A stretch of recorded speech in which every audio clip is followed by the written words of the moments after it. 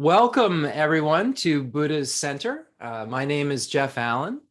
Today, once again, we're looking at Lama Tsongkhapa's great treatise on the stage of the path to enlightenment, and specifically the section on relying on a teacher. We should wrap that up this week. We went over it in detail over the last couple of classes.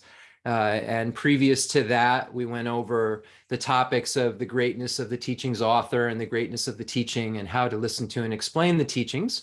And now we've arrived at the first topic of how to lead students through the actual instructions that begins with relying on the teacher. And all of us were so fortunate. I see everyone on the screen right now to have met with a completely qualified teacher, Khensur Geshe Wangdak. And then we, still have His Holiness, the Dalai Lama in our world, and so many other wonderful teachers. But we had a very, very close connection with a very qualified teacher. And when we look at all of the qualities of a teacher that are necessary, we'll see that he possessed all of those. So we had such a good example of what a teacher should be and how a teacher should act and react. And that example shows us that we can then become that great being too. That great being didn't just manifest out of greatness. That being matured into greatness. Khensur Geshe Wangdak, through the series of stages, was able to turn into the being that we all witnessed, that we all experienced for all of those years, and got to have such close contact with.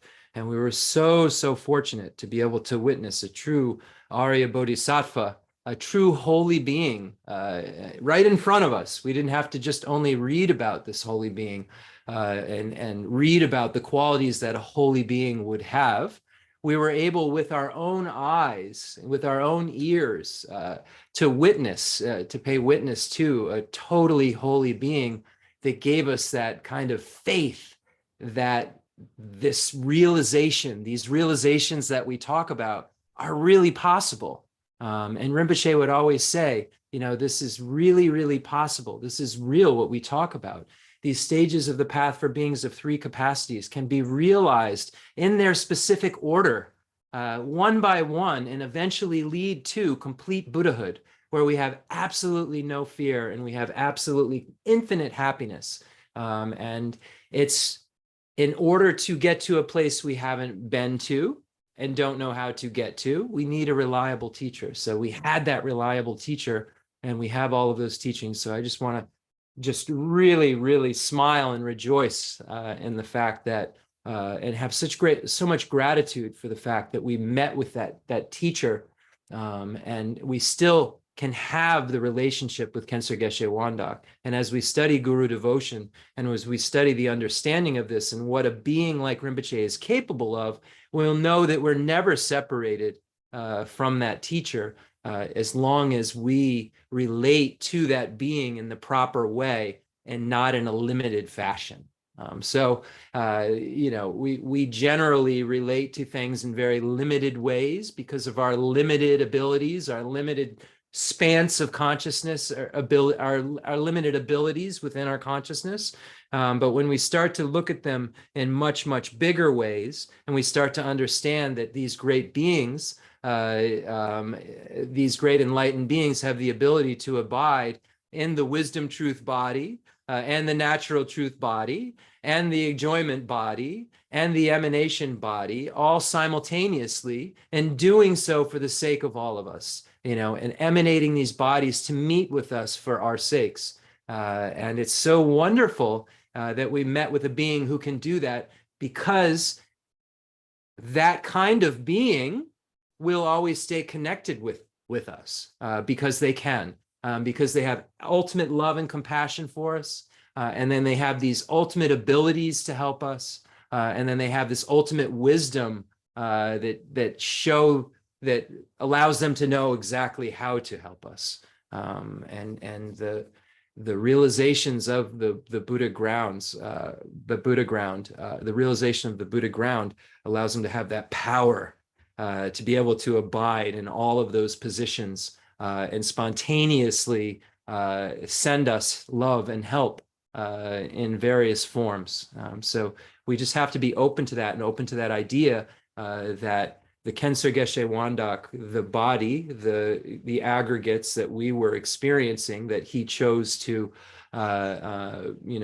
if we're looking at from a Buddhist perspective, emanate as, those were just, part of at that time, a piece of, Rinpoche emanating to us.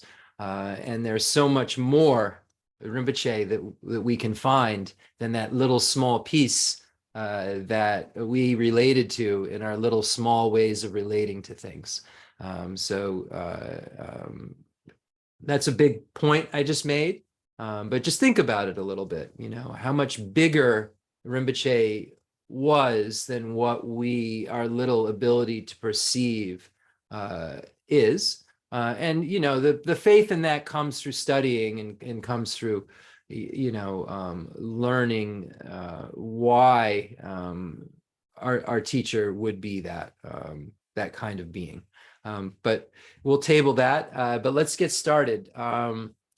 Let's get into the 7-point Vairakana posture, just to try to get into a more reasonable place. Maybe everybody came to the teaching very reasonable today and didn't have anything going on and just, woke up in a totally like zazen, I think it's called, like a totally peaceful, even-keeled place. And maybe yesterday you were like that and tomorrow you'll be like that. But if you're anything like me, I have a lot of conceptual thoughts and a lot of attachments and a lot of things that I have aversion to. I can get my mind cooking around either one of those ideas, being attached to something or not liking something. And I can spin it around and more and more and more, and it can almost own me. And at any given time, that sort of spin out of my mind can take place and become all consuming. I want this, need this, all consuming, or I hate this, get this away from me, all consuming. And then I can run around in a little hamster wheel in my mind, just turning and churning this attachment or this aversion, and believing the object of observation of my hatred or attachment to have qualities it couldn't possibly possess, because my improper mental conduct just built them up to be more and more and more of what they could never be. What we're trying to do today for a couple of hours is to get our minds to a more neutral place from which we can build non-attachment, non-aversion, which we can build love and compassion and wisdom. We're trying to get rid of this attachment and get rid of this aversion and get rid of the ignorance which drives all of it.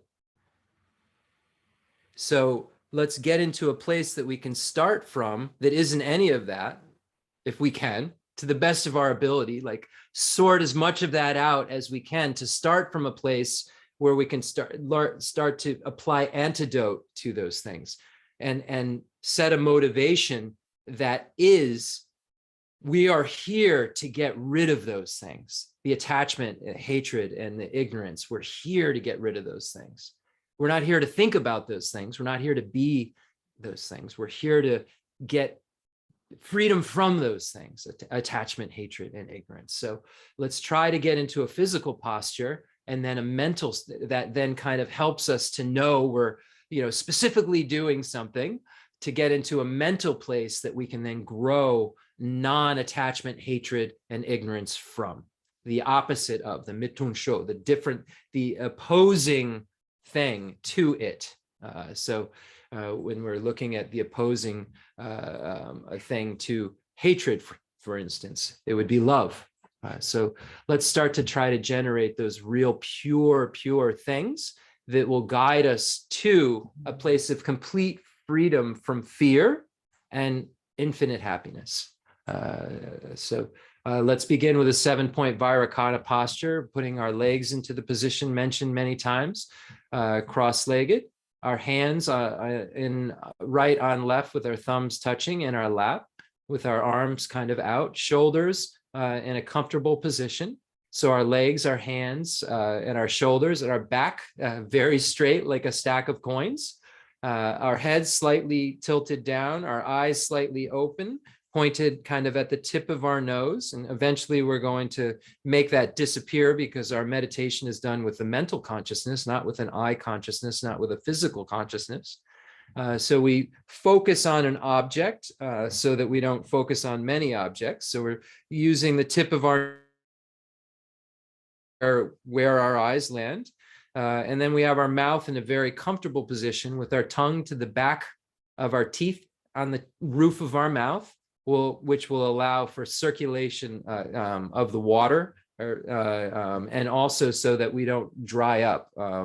And generally speaking, when we breathe through our nose, it gives less potential for the drying up of our mouth to take place. So then the final point is we're breathing in and out of our nose, and we're trying to keep track of the amount of breath. And we're focusing on that breath with our mental consciousness. So let's take about a minute or so to get into a reasonable place, a more neutral place from which we can build a motivation from and recite the prayers from. Sitting in that 7-point Vairocana posture, let's focus on the breath.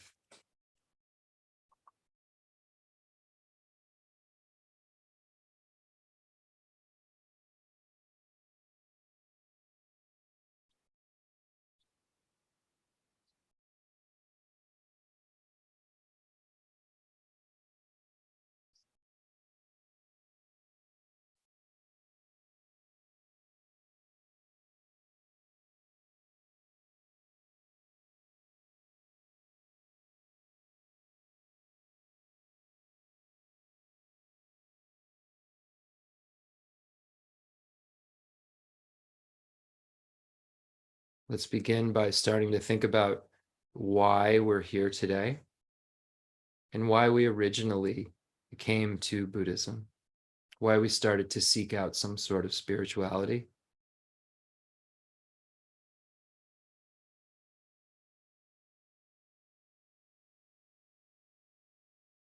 Let's start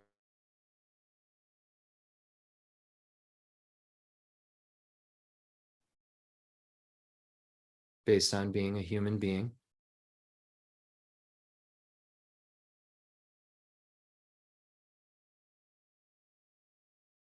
Let's think about the dissatisfaction that we've had again and again and again with our state of being.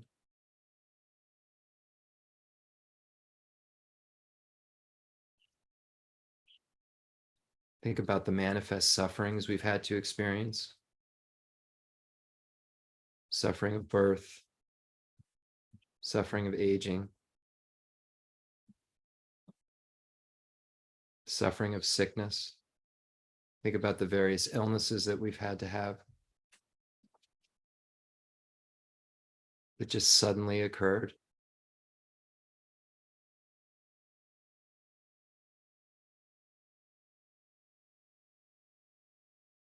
Think about the pain of death, being separated from our loved ones.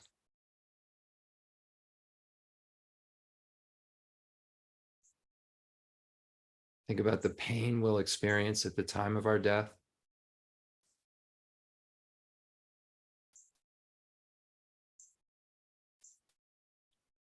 Think about the things that we chase after in this life to try to find happiness.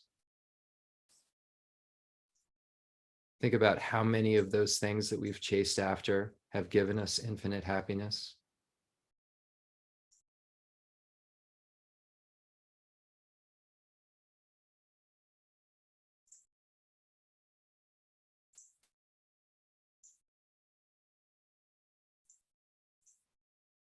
Think about the fact that we've been born since beginningless time, and we will have infinite future consciousness.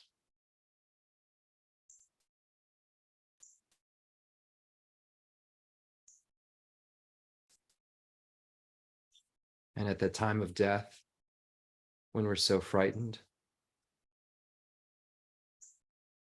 and all of our youth is behind us, or we have an untimely death,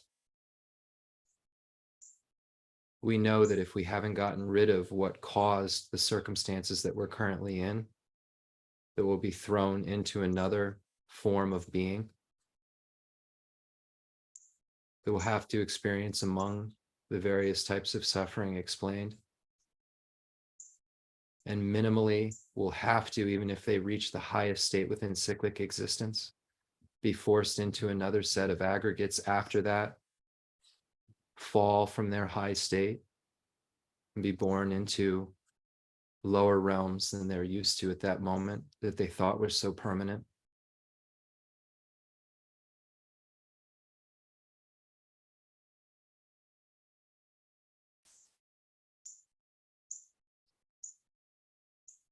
So we recognize that even if we're at the peak of cyclic existence, we'll be thrown beyond our control. Even if we think that we've reached nirvana, even if we're in a state of blissful meditation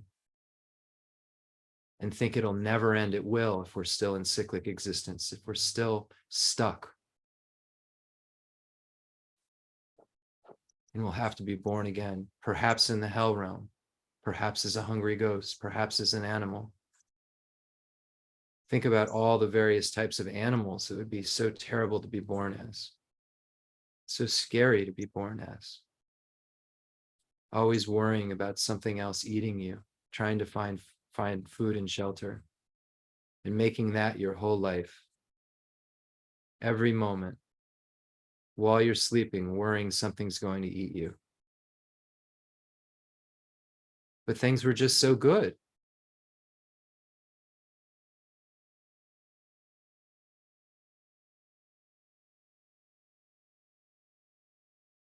Now we start to think about other sentient beings we love, that we care about, and recognize that they have the same exact plight.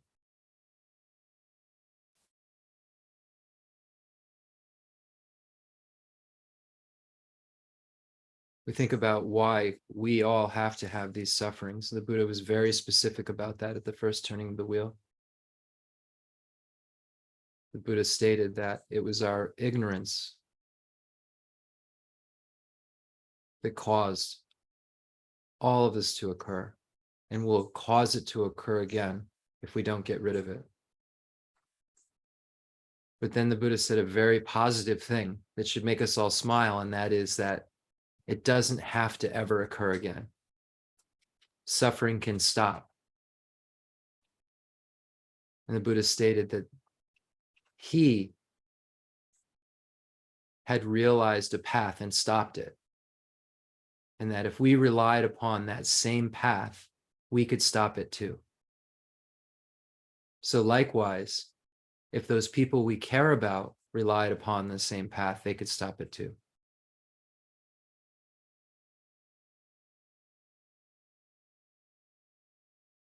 Start to think about people who are neutral to us, strangers.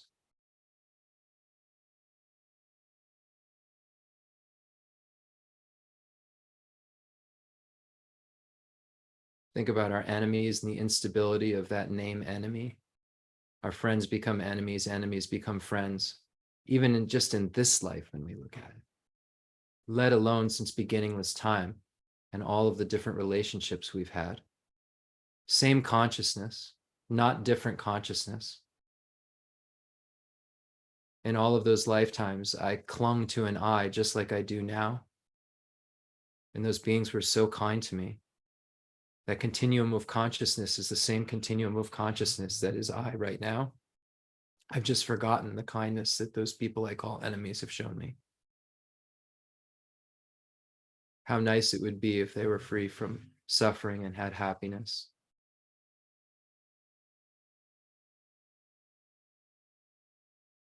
We start to get a little bit of courage and confidence and say, I want to help everyone. I want to do something for these beings who have been so kind to me.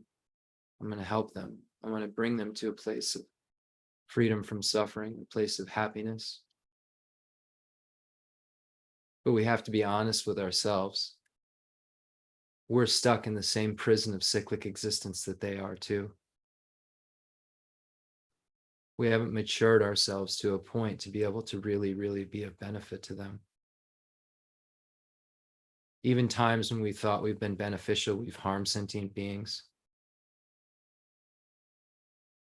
because of our ignorance, because of not knowing how to truly be of benefit.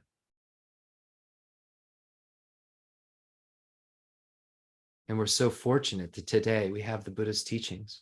We have a way to have freedom from fear. We have a way to have infinite happiness. We have a way to be of benefit to sentient beings. Because just like the Buddha is a reliable guide and protector for us, if we follow those teachings, we can become a Buddha. Other sentient beings will need that Buddha to rely upon, because that's the only being who's reliable. So if I want to help sentient beings, if I want to be of true benefit, I have to become reliable. I have to reach that state that I can bring them to or show them how to get to. If I haven't gotten there, I don't know how to get there in a complete way, or how they need to get there in a complete way. So it's for that reason that I'm attending this teaching today. It's for that reason that I'm giving this instruction today, is in order to become a Buddha for the sake of all sentient beings. Because I recognize that my infinite happiness requires me to love everyone and have compassion for everyone without exclusion.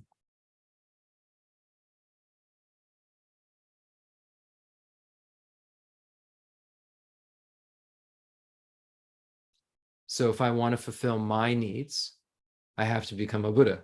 If I want to fulfill everyone's needs, I have to become a Buddha. So it's a win-win situation, becoming a Buddha. So that's why I'm here today. That's why I'm going to recite the Heart Sutra and meditate upon the meaning of the Heart Sutra, is to become a Buddha for the sake of all sentient beings. That's why I'm going to listen to the instruction. That's why I'm going to offer a world mandala, a pure, pure land, to the instruction all the way back to the Buddha, so that I can become a Buddha for the sake of all sentient beings. I'm going for refuge to the Buddha and the Dharma and the Sangha, so that I can become a Buddha for the sake of sentient beings by practicing giving and the other 5 perfections. Not by magic, by practicing, by achieving the wisdom risen from hearing, analysis, and meditation. By hearing the teachings, cutting and rubbing the teachings, and then applying the teachings through meditation. This is how we become Buddhists, through the process of Teata Om, Gate Gate, Paragate, Parasangati Bodhisoha, the path of accumulation, the path of preparation, the path of seeing, the path of meditation, and the path of no more learning.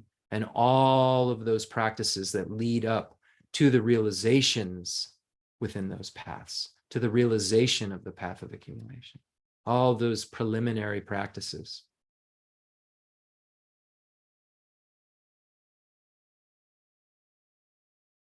So as we recite all of these prayers, let us remember that we're doing it for others' sake, for the sake of all sentient beings, and that what we're doing is empty of true establishment.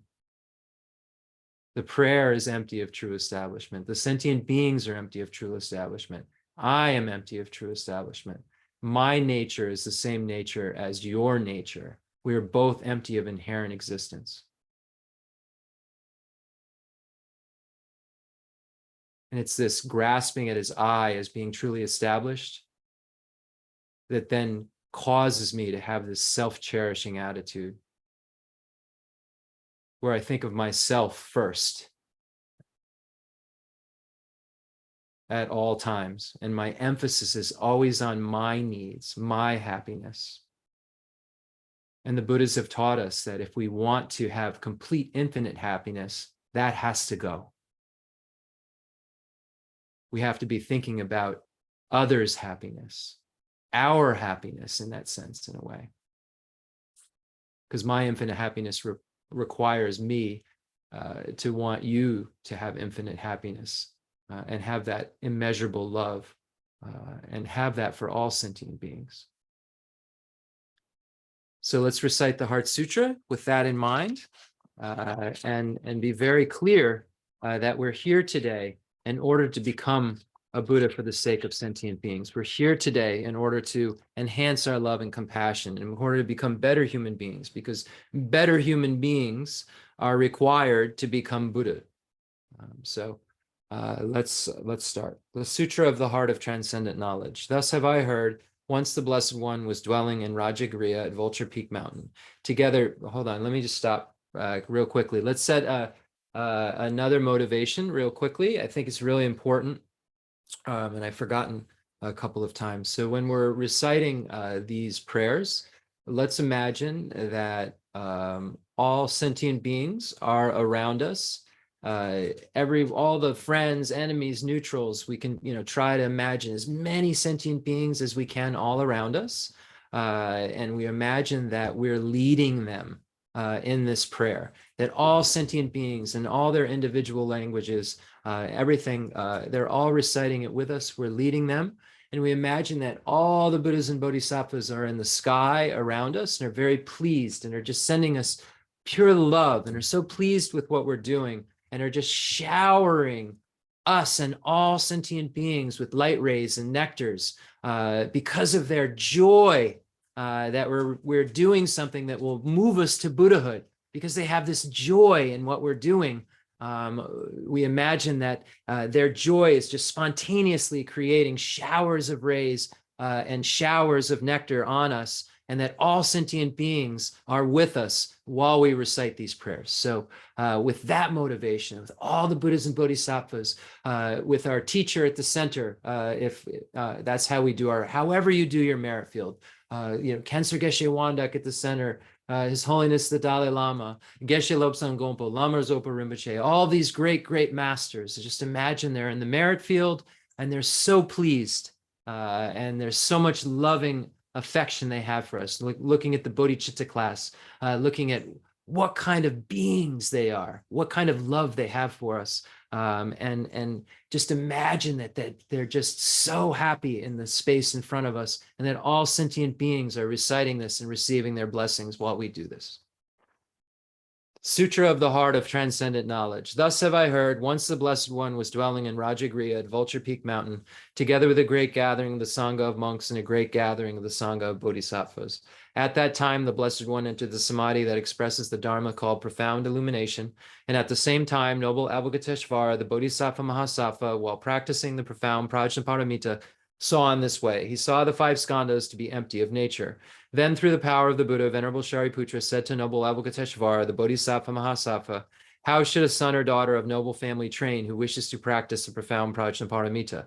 Addressed in this way, noble Avalokiteshvara, the Bodhisattva Mahasattva, said to Venerable Shariputra, O Shariputra, a son or daughter of noble family who wishes to practice the profound Prajnaparamita should see in this way. Seeing the five skandhas to be empty of nature. Form is emptiness, emptiness also is form, emptiness is no other than form, form is no other than emptiness. In the same way, feeling, perception, formation, and consciousness are emptiness. Thus, Shariputra, all dharmas are emptiness. There are no characteristics. There is no birth and no cessation. There is no impurity and no purity. There is no decrease and no increase. Therefore, Shariputra, in emptiness, there is no form, no feeling, no perception, no formation, no consciousness, no eye, no ear, no nose, no tongue, no body, no mind, no appearance, no sound, no smell, no taste, no touch, no dharmas, no I dhatu up to no mind dhatu, no dhatu of dharmas, no mind consciousness dhatu, no ignorance, no end of ignorance up to no old age and death, no end of old age and death, no suffering, no origin of suffering, no cessation of suffering, no path, no wisdom, no attainment, and no non-attainment. Therefore, Shariputra, since the Bodhisattvas have no attainment, they abide by means of Prajnaparamita. Since there is no obscuration of mind, there is no fear. They transcend falsity and attain complete nirvana. All the Buddhas of the three times by means of Prajnaparamita, fully awakened to unsurpassable, true, complete enlightenment. Therefore, the great mantra of Prajnaparamita, the mantra of great insight, the unsurpassed mantra, the unequaled mantra, the mantra that calms all suffering should be known as truth, since there is no deception. The Prajnaparamita mantra is said in this way: Te ata om gate gate paragate parasangate buddhi soha. Thus, Shariputra, the Bodhisattva Mahasattva, should train in the profound Prajnaparamita. Then the Blessed One arose from that samadhi and praised noble Avalokiteshvara, the Bodhisattva Mahasattva, Bodhisattva, saying, Good, good, O son of noble family. Thus it is, O son of noble family. Thus it is. One should practice the profound Prajnaparamita just as you have taught, and all the Tathagatas will rejoice. When the Blessed One had said this, Venerable Shariputra and noble Avalokiteshvara, the Bodhisattva Mahasattva, that whole assembly of the world with its gods, humans, asuras, and Gandharvas, rejoiced and praised the words of the Blessed One. Gala jume ne jo damba ne nguje du ju nga yi du do jen ruba bo la ma yi bu jin zi ne zong gan ro zo la ja ze lo aga zamara de jan ra zamara ve aga zamara de jan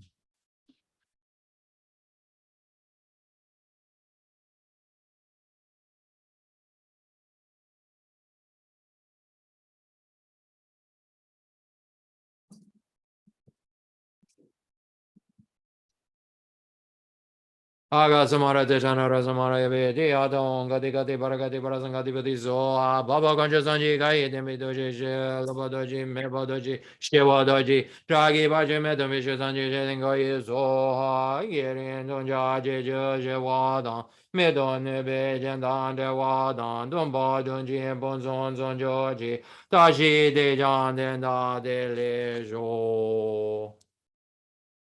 The fundamental ground is scented with incense and strewn with flowers, adorned with Mount Meru, the four continents, the sun and the moon. I imagine this as a Buddha land and offer it. May all sentient beings enjoy this pure realm. Holy Lamas high, wrap the sky of your and let them pour upon the earth of your disciples as we are ready, a shower of rain, the teachings deep and wide.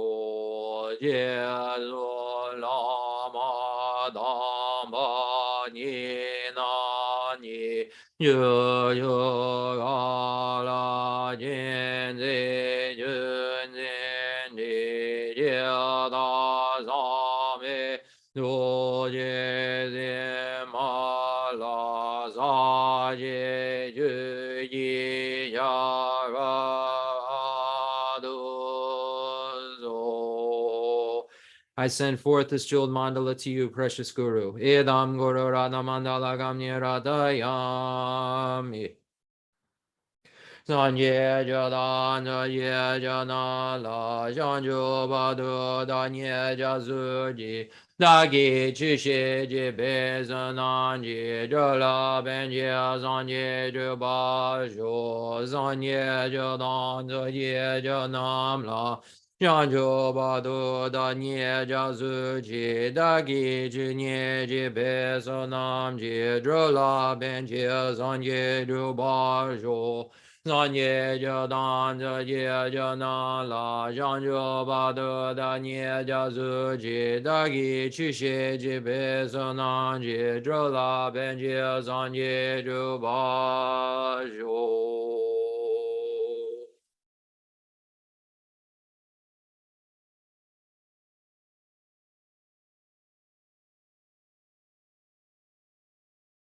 I prostrate to the mothers of the hearers, the bodhisattvas and the Buddhas, who through the knowledge of all lead hearers seeking pacification to peace, who through the knowledge of past cause those helping migrators to achieve the aims of the world, and who through the possession of the omniscience help subduers expand a variety of teachings. The one who is transformed into a reliable guide, motivated by altruism to benefit sentient beings, the teacher, Sugata, and protector to you, I make prostrations. May this teaching be understood in the language of all sentient beings.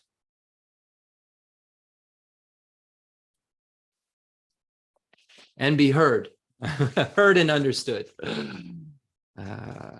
So I think if you understand it, maybe you heard it. So it's so wonderful that we're here again to talk about the Lam Rim. And as we go through these preliminary topics in the Lam Rim, you can start to wonder why we would need to spend so much time on simple information.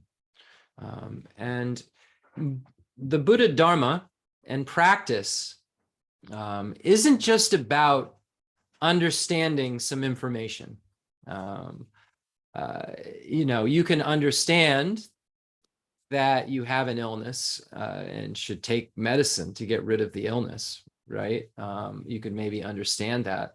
But if you don't actually take the medication, you won't get rid of the illness. So likewise, this information that just seems so rote and just seems so rudimentary at times, so very easy to intellectually understand, so obvious, it's something that we have to saturate our mind with. Yes, I know, Suma. It's something we have to saturate our mind with. Why do we need to saturate our mind with it? These aren't just topics like some things in this life that we learn for information sake, or that we get involved with and can just very easily, come to the other side and say we know it.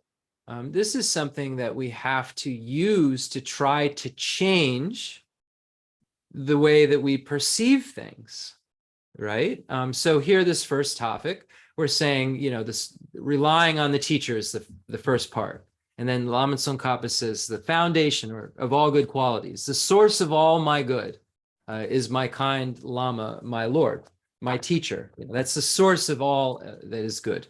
And when we look at the beginning of the Lam Rim Chemo and the prologue after Lama Tsongkhapa pays homage to all of the lineage holders, he then says, I bow with respect to the teachers who with deeds of skill and means, moved by loving concern, illuminate for the fortunate the gateway leading to liberation, the eye for viewing all the limitless scriptures.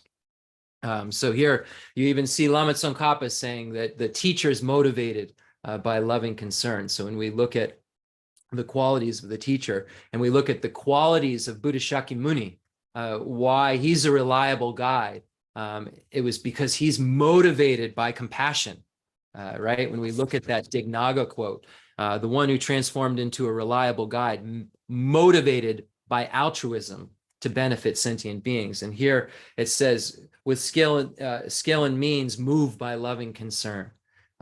So we look at the teacher who has all of these qualities, and then we learn that, okay, according to Buddhism, this is the foundation of everything good.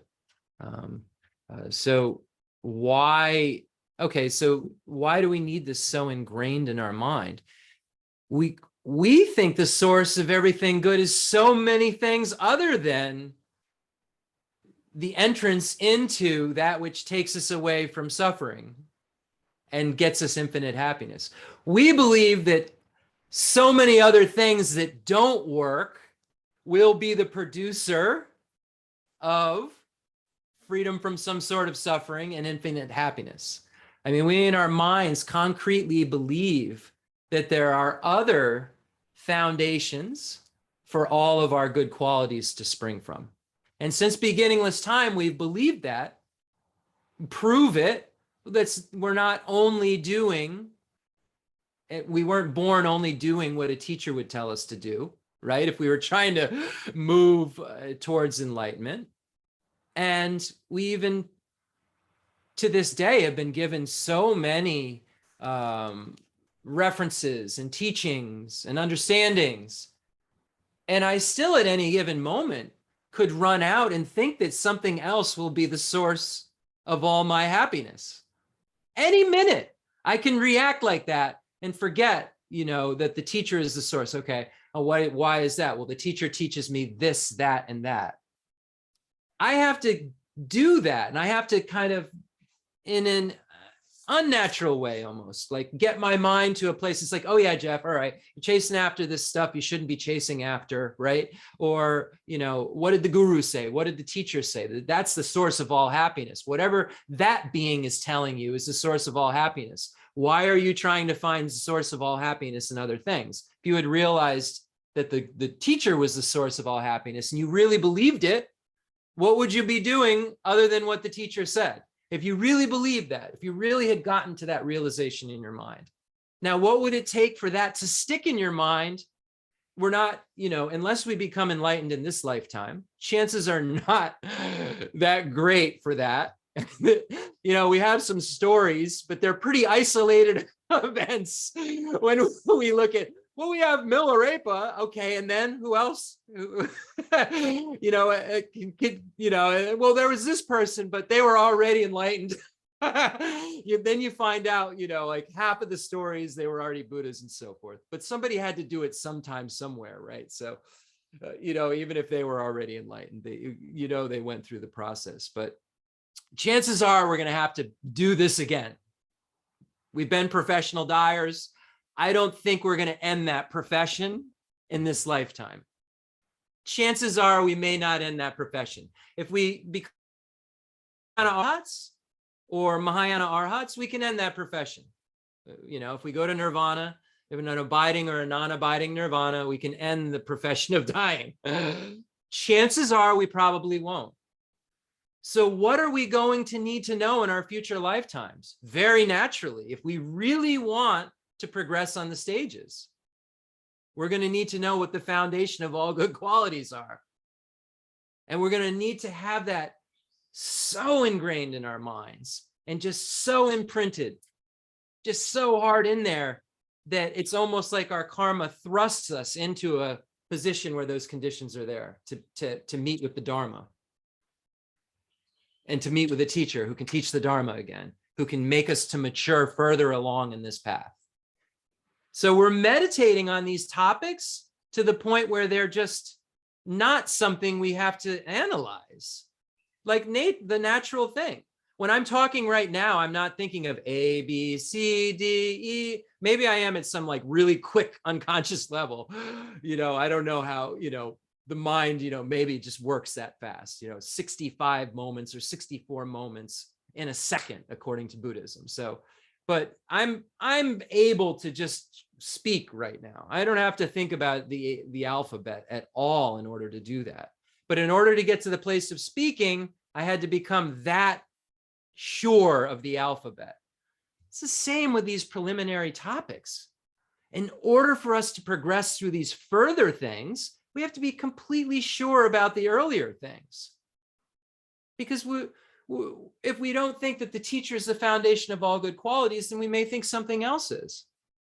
And then if we don't understand, then we move to the next topic of the human life of leisure and opportunity.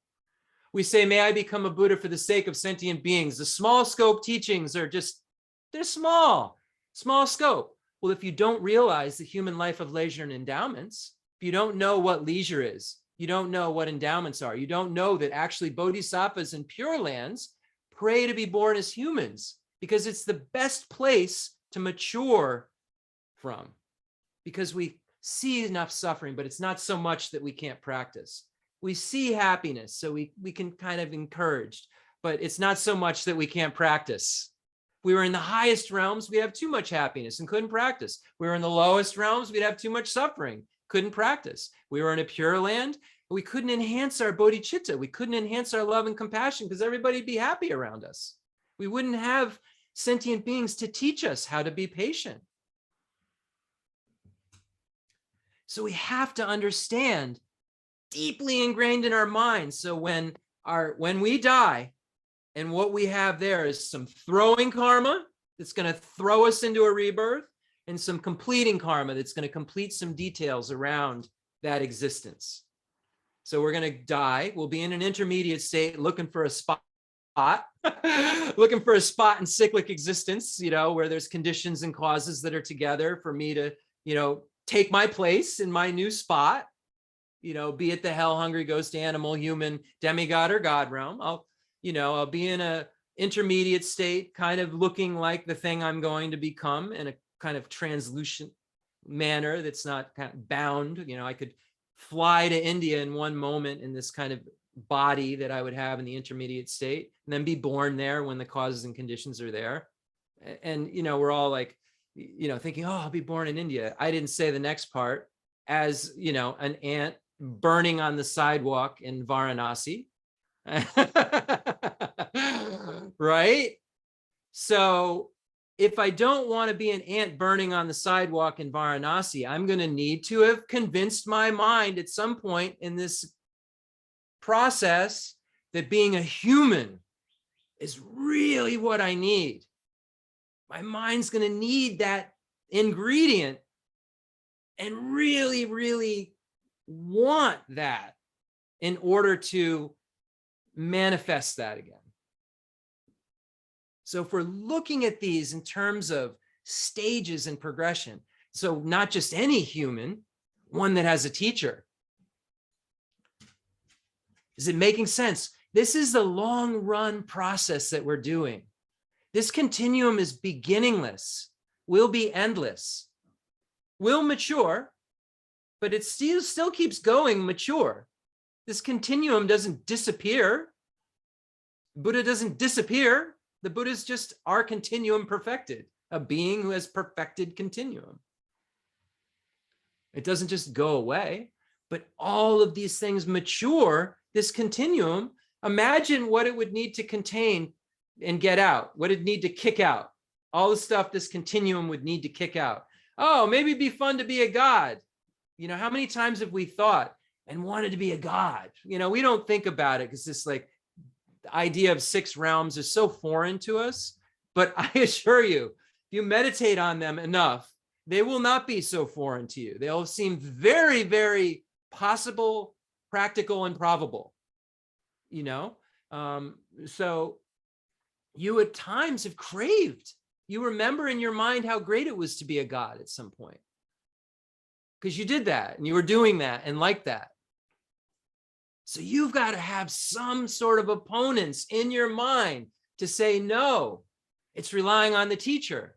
No, it's that human basis I need, where there's teachings, that has leisure, that has endowment, you know, that has these excellent qualities. How would I even know that how would my mind know to throw it there? By having these predispositions, by having these imprints, by reinforcing the opposite of what we don't want, right? By reinforcing the opposite is what roots things out. You know, the opposite of ignorance is wisdom. Wisdom roots ignorance out. The opposite of hatred is love. Love pushes hatred out. But the same's true. Ignorance pushes wisdom out. Hatred pushes love out. So you have to be smart in what antidote you're using, right? Because hatred is the antidote for love. So we have to be filling our continuums with antidotes, process of truth, process of forward movement. And that's why these introductory topics are so important. I mean, if it is, it should just be like obvious to your mind that, you know, like Geshe Dorje Damdu says about emptiness, you know, once you start to really, really understand it, he's not saying see it. He's saying start to understand it. It'll give you goosebumps, you know, when you start to feel about it. And the Lam Rim talks about this sensation that occurs when you start to realize things. And when you start to think of the teacher, you get those kind of goosebumps and almost like this, I don't know how to explain it, but this thing that occurs when you have this reliance on a teacher, when you've realized it, that occurs, and you know, at least now, you know, that is the foundation of good things. It really, really changes your reaction time. Now you haven't realized enough of the other stuff to not react. You just know that, well, wait a second, you know, you can kind of pull yourself back and say, this isn't what, these 8 worldly concerns, these aren't what are the source of all my happiness. They aren't. The teacher is, and then, you can rein it back in what the teacher talk about, and then try to realize those things. But as you understand the reality of the situation we're in and believe it more and more through the Lam Rim, these topics become like concrete blocks.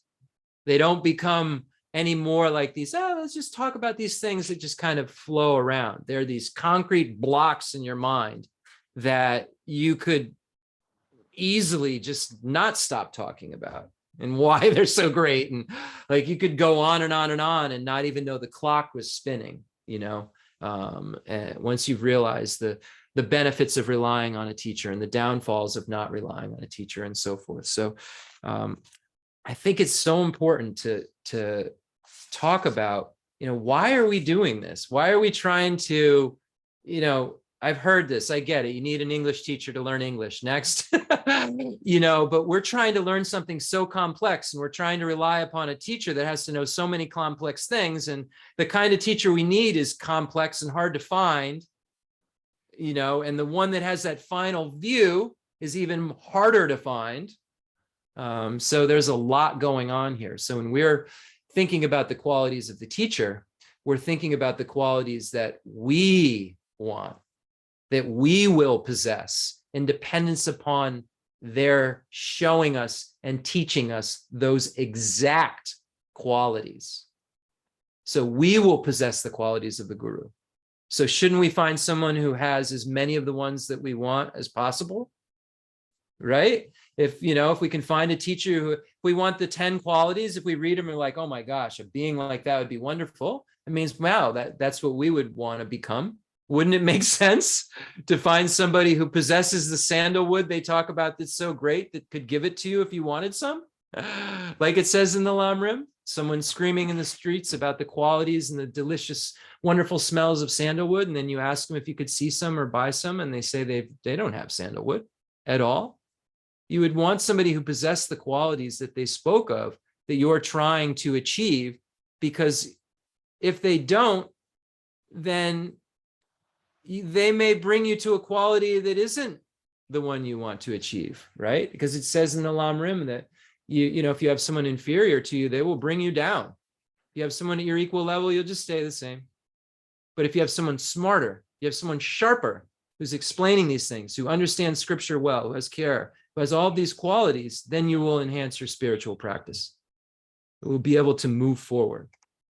So we've gone over in such depth so much about the teacher and so forth that we read over the qualities found in the ornament for the Mahayana Sutra. I'll just read it, but I won't go over any commentary. Rely on a Mahayana teacher who is disciplined, serene, thoroughly pacified, has good qualities surpassing those of the students, is energetic, has a wealth of scriptural knowledge, possesses loving concern, has thorough knowledge of reality and skill in instructing disciples, and has abandoned dispiritedness.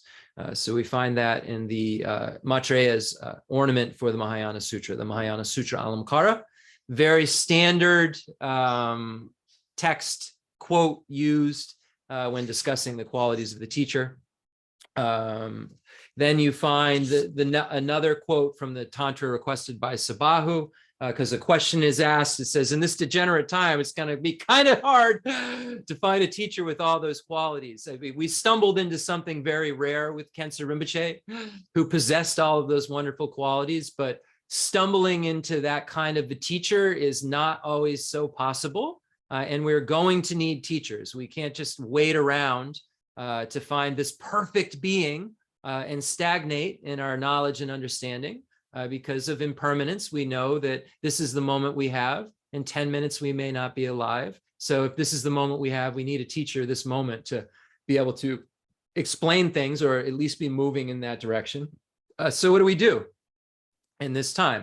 So then there's a quote from the Sutra, Tantra requested by Sabahu, and then Atisha says that, anyway, the quote is, just as the chariot with one wheel will not go down the path even with will not go down the path even though it has a horse, So too, without assistance for meditation, people will not gain attainments. These assistants should have intelligence, a good appearance, great purity, be of reputable lineage, and inclined toward the teachings. They should have great confidence, perseverance, and have discipline the senses. They should speak pleasantly, be generous and compassionate, forbear hunger, thirst, and the afflictions, and not worship other deities and Brahmins. They should be focused, adept, grateful, and have faith in the three jewels. And those who have all such good qualities are very rare in this age of strife. Mantra practitioners should rely on an assistant who has 1/2, 1/4, or 1/8 of these qualities. So we can look through these qualities, and it says, don't just pick the easy ones when you start to sort this out. And Lord Atisha says that you can, this talks about spiritual companions, companions in your quest. And Lord Atisha says that you can apply the same thing to teacher. That is the section on the definition of the teacher. So that's the kind of quality of teacher. And then we talked about using common sense, right? Checking the teacher out, seeing how their students are, seeing what the students say about them, seeing if they've been involved in scandals, Googling their name, checking them out on YouTube, seeing if their teachings accord with the Buddha. And we're going to get to, well, what kind of person could do that? The next is the defining characteristics of the student. So it says that, the student really needs to have some very specific qualities in order to be taught the Dharma, in order to understand even this perfect teacher with 10 qualities. Just having the perfect teacher, there's, when we look at dependent origination, there has to be, a student that's capable of receiving the information. So what kind of student would that be? So Arya Deva's 400 verses is the pretty standard quote always used. It says, it's said that one who is nonpartisan, intelligent, and diligent is a vessel for listening to the teachings. The good qualities of the instructor do not appear otherwise, nor do those of fellow listeners. Okay, so it says one who's nonpartisan. So you have to have an open mind, basically, that means. If you are going to be a recipient of the teachings and you come in thinking that, what I believe is true, say, I'm not trying to disparage in other religions, but just saying, I believe there's a creator God, and I believe that's true, and I'm not willing to believe anything else.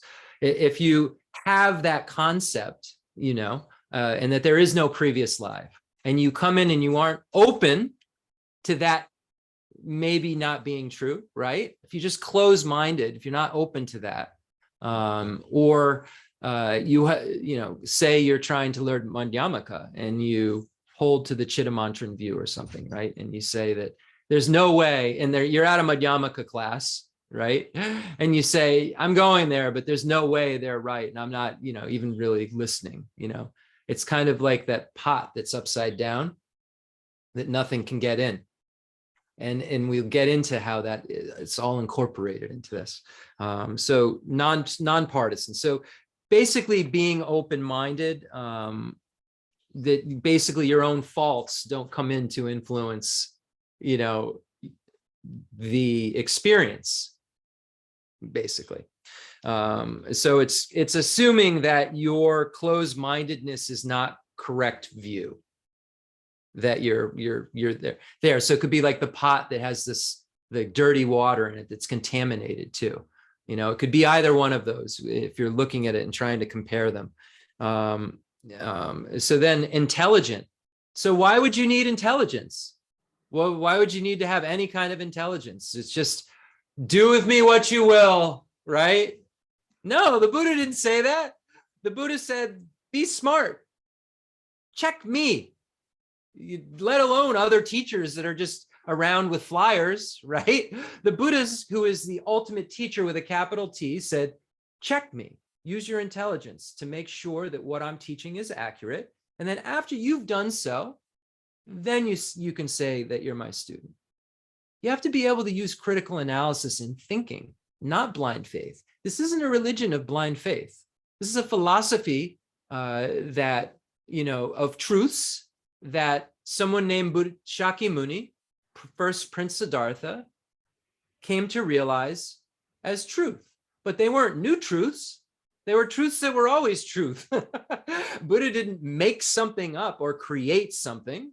The Buddha just experienced what the truth is. So truth is incontrovertible. So anyway, so we need to be able to analyze things. And once we have the wisdom arisen from hearing, we need to check it out. Because anybody could tell us anything if we weren't using our brains and intelligence. I could tell you anything.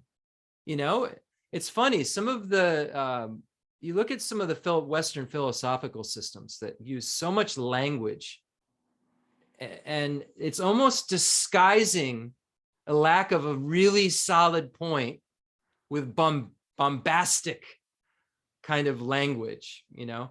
And when you start to kind of sort it all out with intelligence, you'll find out that they're asserting true self. Like, it sounds so profound, and there's absence, and it sounds like, you know, there's something really, really incredible being stated. And then you get to it through the words, you know, trying to read some of this stuff, and you're getting through the words, and you come to find out it's nihilism or substantialism with all of these fancy words around it. All this stuff that, oh, you know, you're trying to understand, and it's just so profound and so sublime and so subtle. And when you start to tear it all apart, you know, pull the, you know, house of words down that are shielding wrong view, you find the wrong view in there.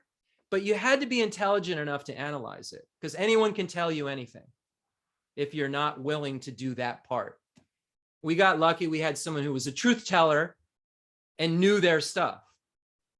So we had this, you know, able to kind of maybe feel we could relax with Khensur Geshe Wangdak. But I'm not Khensur Geshe Wangdak. You better check what I'm saying. You better, you know, is what I'm saying making sense? Does it concord with the Buddha? Can it be checked with scripture, right? You don't want to analyze something and spend a lot of time on something that doesn't seem inaccurate. So listen to it and see if it's accurate. If you have some doubts, check it, you know, and then confront it, you know, because we're all trying to evolve into more truth. So that's what intelligence is about. Intelligence is about the ability to think, you know, sort through it, and not in a rude way, be able to say, well, that's actually not concordant with what the Buddha said. No, that's actually inaccurate. You know, I don't, you know, maybe I'm misunderstanding the way that you're putting it because I'm not, you know, versed in scripture enough, but based on my intelligence, that doesn't sound accurate. Can you explain to me how it is? That's the kind of student Buddha was looking for. That, you know, even if you aren't versed in any kind of scripture, if it sounds inaccurate, you should question it, cut it and rub it, so that you get to the place where if it is truth, you believe it. So that intelligent isn't just to throw stuff away. It's so that when the truth is being presented to you, you believe it and can distinguish it from not truth, because you've used analysis, you've used critical thinking. So this is what a student needs to do. And diligent. So you have to put effort in, you know, this is not a static situation. You're going to just, if it's just going to be static, you're going to start piling information up. It's going to get really high because Buddhism does not have any kind of lack of information, you know, but you have to not only look at it as information, but look at it as instructions for practice, and look at it as something that you're actually going to put into your daily life somehow, that, you know, you're spending, you know, time figuring out how this is going to change you as a human being. You're reflecting on the words in the book in such a way that you're seeing how it's going to change you as a human being, and what you should do next to become closer to Buddhahood and so forth. As you get more and more of a taste of what this material is, you'll start to slow down on the books, and you'll start to read them slower, and start to see the deep, deep meaning in each of the paragraphs, and start to see how you can really extract life-changing advice out of a few sentences. And that's what I'm just finding, just the greatest gift Khensur Geshe Wangdak gave, is this ability that I have, and I'm sure many of you have, to take a few stanzas and just see how it would apply. If you know, if they were pretty inclusive stanzas, be able to see how it would apply to the path and where it would apply on the path, and how it should be understood and how it may mean this or that depending on the context, and be able to really sort that out. And that's just a true gift from analyzing a lot of information, but then recognizing that I had to analyze, and we have to analyze the same information a lot because of going back to this, getting it to our mind where it's just like the A, B, C, D, E, F, G. Like we aren't thinking about it. Yeah, we know the source of all our happiness is our teacher, is a teacher. You know, we know that. We wouldn't even need to, we wouldn't need to like go through a big ritual in our minds to come to that conclusion. We wouldn't need this, how the student relies upon the teacher in thought, how the student relies in practice, how I would rely, what's the benefit of it? What's the benefit, you know, what's the downfall of not? You wouldn't need any of that thought to get to the foundation of all my good is my teacher. Once you realize it, because of this repeated saturation with your mind, you know, it takes, we have this mind of ignorance. It takes repeated medicine, and just in our normal everyday life, we see that big diseases take long cures, lots of medicine, different kinds of medicine, patience, and so forth. And some we take the rest of our life, right? Some medicines we have to take the rest of our life to hopefully, you know, ward something off, just to keep something at bay. Our whole life we have to take this medicine, or all of a sudden there's going to be a catastrophic failure within our body, right?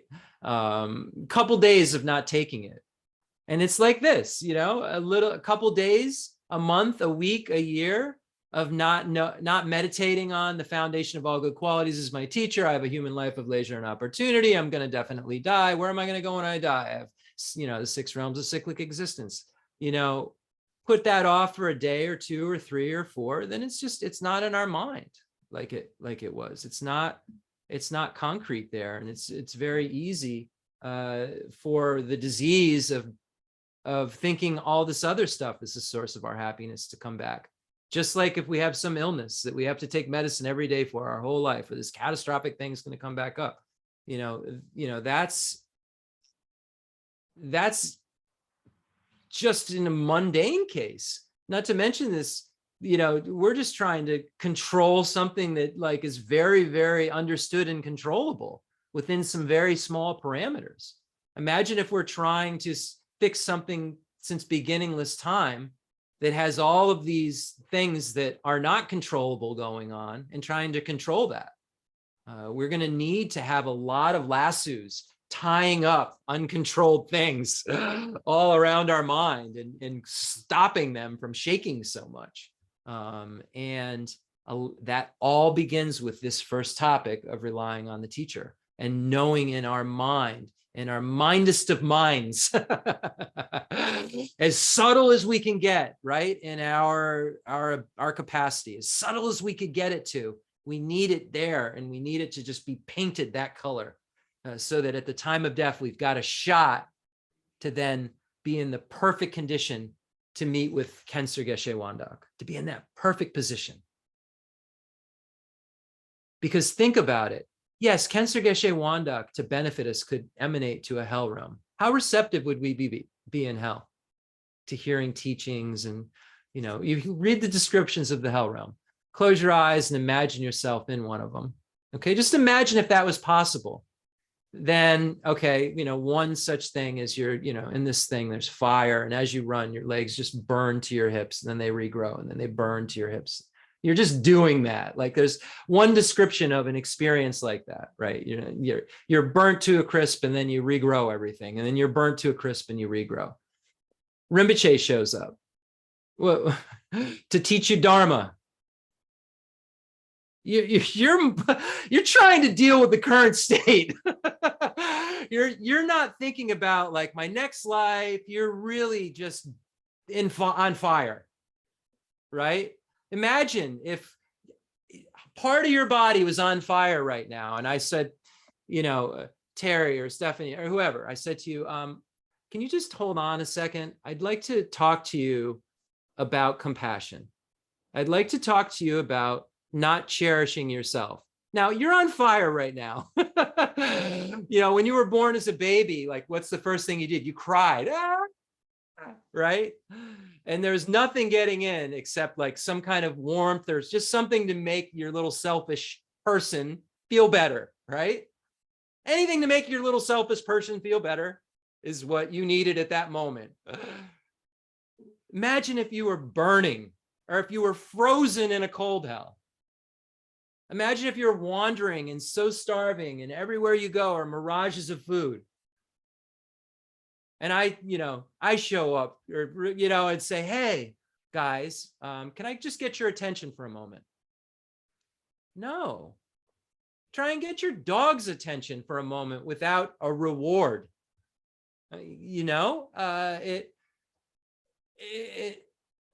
The only reason we probably have it is they think there's a chance they may get the reward at this point. When through training, it's like, oh, maybe this time they'll give me that cookie they used to give me when they told me to sit. They're just searching for food, companionship, and we can try to anthropomorphize them and think they're doing more than that. But animals, when we study what Buddha said, are really led around by some very, very coarse things, and they don't have this analytical mind like we do, and the ability to understand these big topics. That's just what the Buddha said. I'm not in my dog's mind. It seems like it, though. Seems like they probably aren't that smart based on my observation. Cute, really loving, but definitely not bright enough to have a conversation about, the Spatantrika Prasangika distinction. And unfortunately, we will need to know the Spatantrika Prasangika distinction in order to be a Buddha, in order to be a Hinayana foe destroyer, here a solitary realizer. We have to know that distinction. And that's going to take this kind of sharp brain that has time. What do you mean has time? Well, we're not on fire, not always, right? And we're not so happy that we could care less, right? There's a story of, Buddha going to see his, I believe, mother. I'm sorry if I tell the story wrong. Buddha's enlightened and goes to see his mother, and she's like in a heaven or something, right? And he goes, or is it Shariputra? I'm sorry, I'm not great with the history. So he goes up, and one of them goes to see the mother, and the mother's so happy, just kind of says like this, hold on, I'll be with you later. Because they wants to go up and, say, Mom, I got the answer. And she says, I got the answer. I'm happy. So we don't want to be in that predicament either, where we think we're all set and we're just not. And we're just waiting, biding time until we're burning alive again. And we can look at that literal, or if we need to, we can be metaphoric about it. Think about, just the current life that we've had and the highest highs we've had, and thought that they were just the peaks of high, and the lowest lows we had that we thought would never end, and thought we'd never be able to crawl our way out of those lowest lows, right? And we did, and they weren't. They weren't the greatest, and it wasn't the worst, maybe the worst so far, we can say. But worst seems to have trap doors sometimes. So, I can certainly say that, losing Rinpoche, for instance, we study impermanence, death, and all this stuff. And, it should have been, I should be very reasonable as a Buddhist about that loss, right? But I can say thus far, some of you know me, I've had some circumstances in life that weren't awesome, that were pretty low.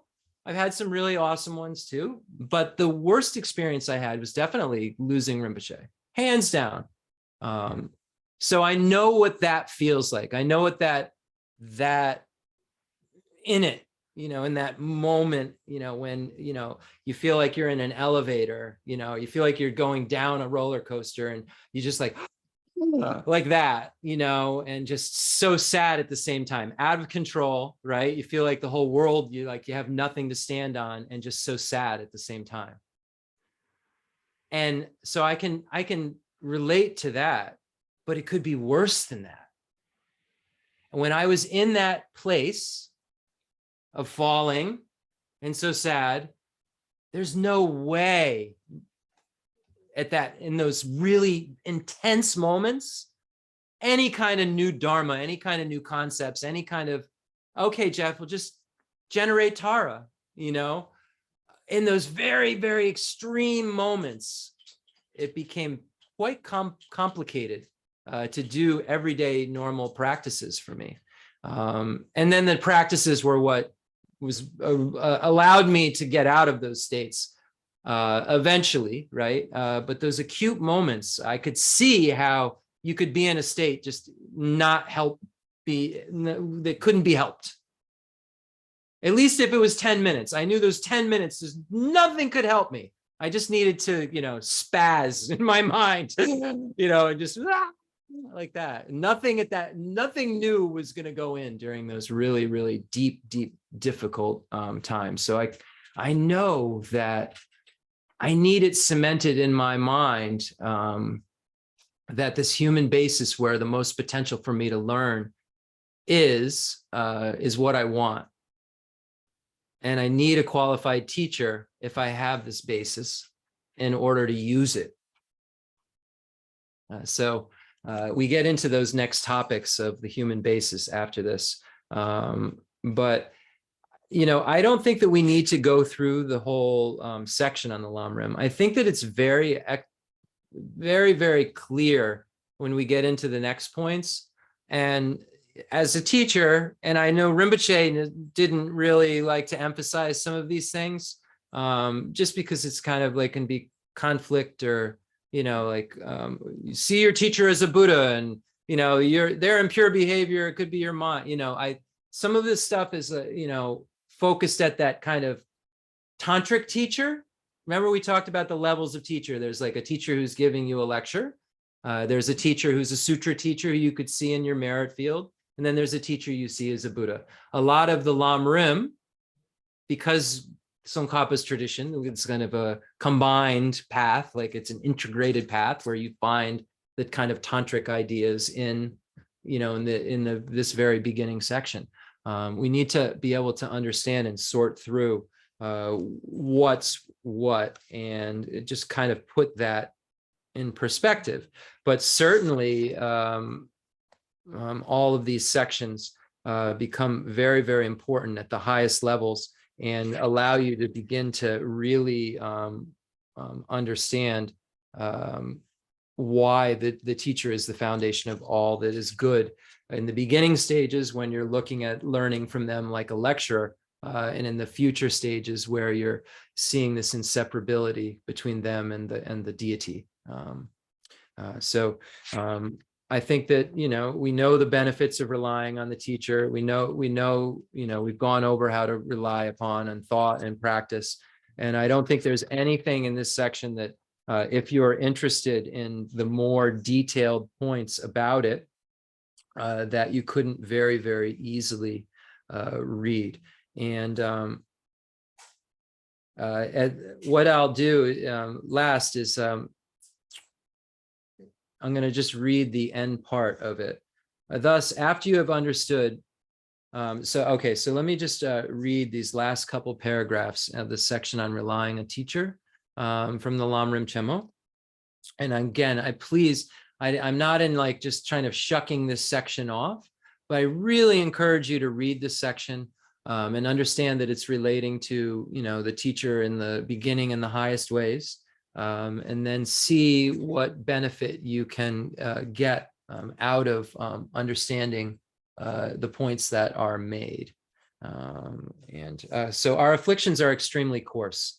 Some listen to the teachings given by many teachers. They do not know how to rely on the guru.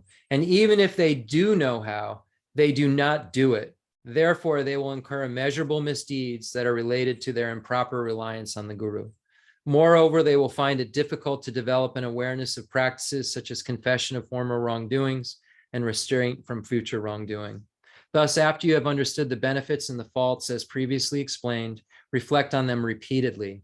Those whose practice of relying on the teacher was improper in previous lives should achieve an attitude of confession and restraint from the depths of their hearts. So you see here, in our previous lives, we have these imprints that are the opponents of relying on a teacher. So we can't even see the stuff that we're trying to fix.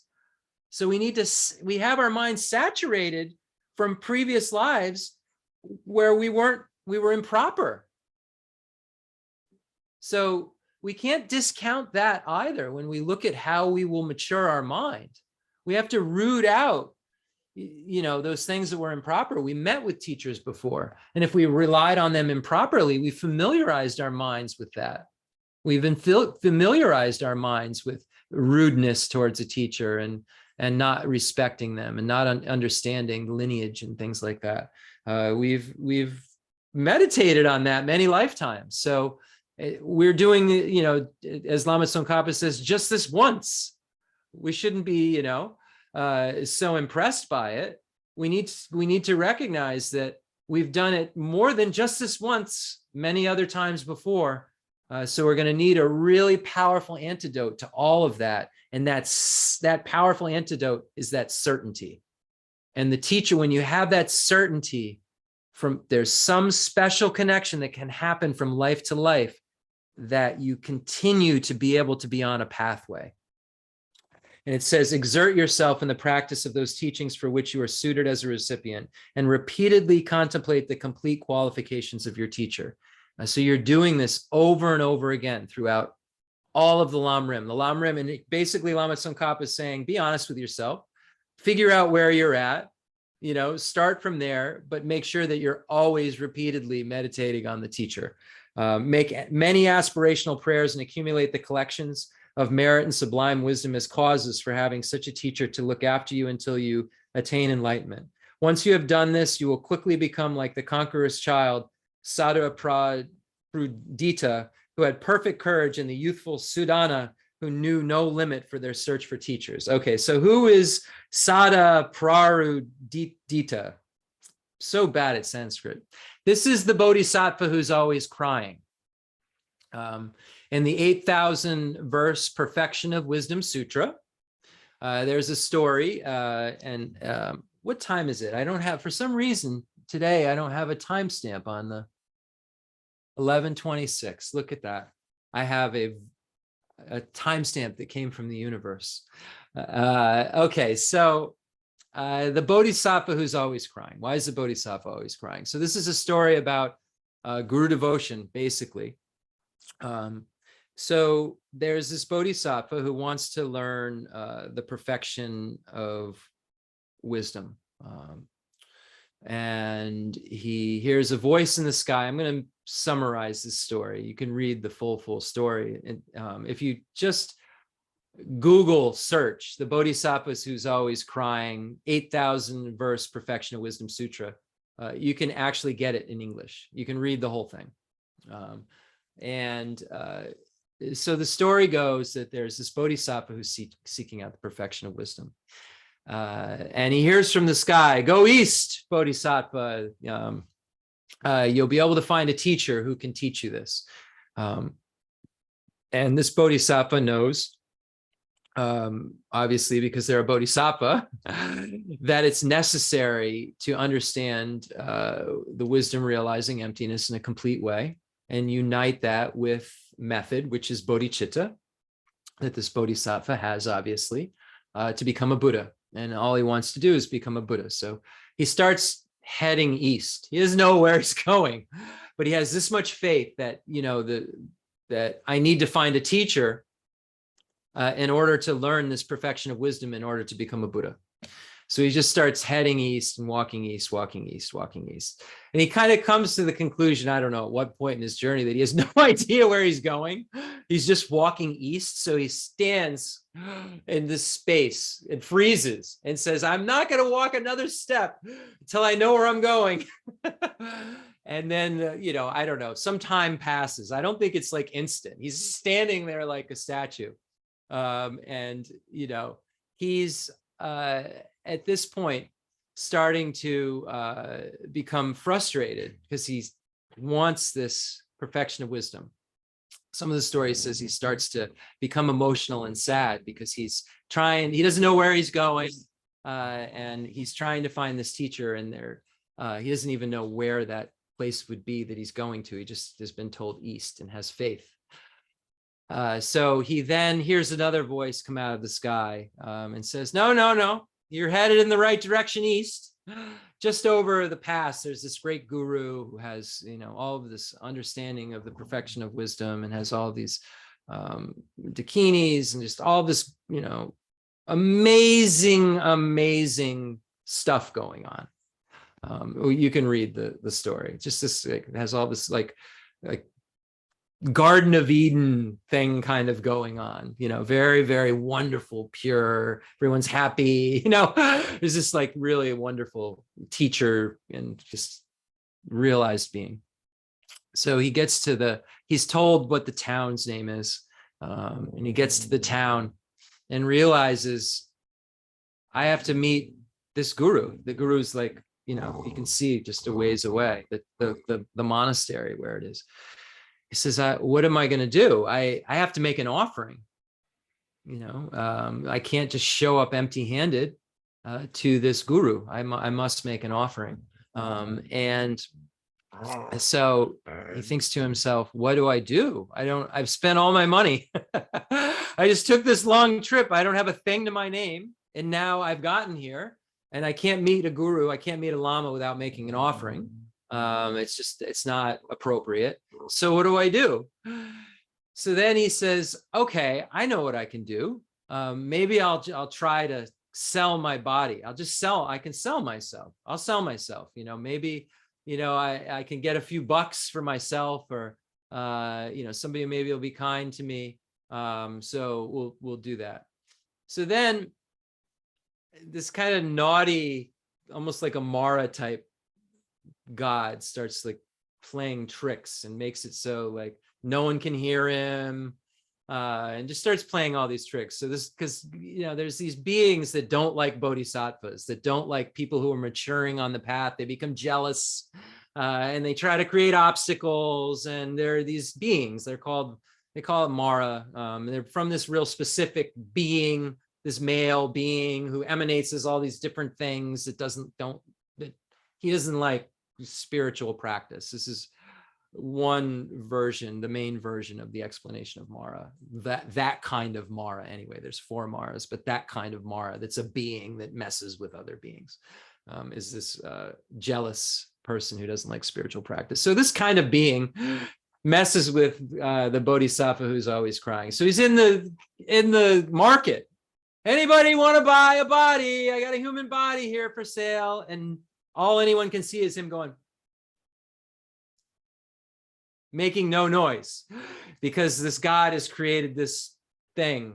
So he's getting very frustrated, just starts crying. He's like, you know, I'm trying to meet a guru and I don't have any money. I don't have an offering, and I can't even sell this body that I have. What good? All I have is this body and I can't even sell it. What good is this?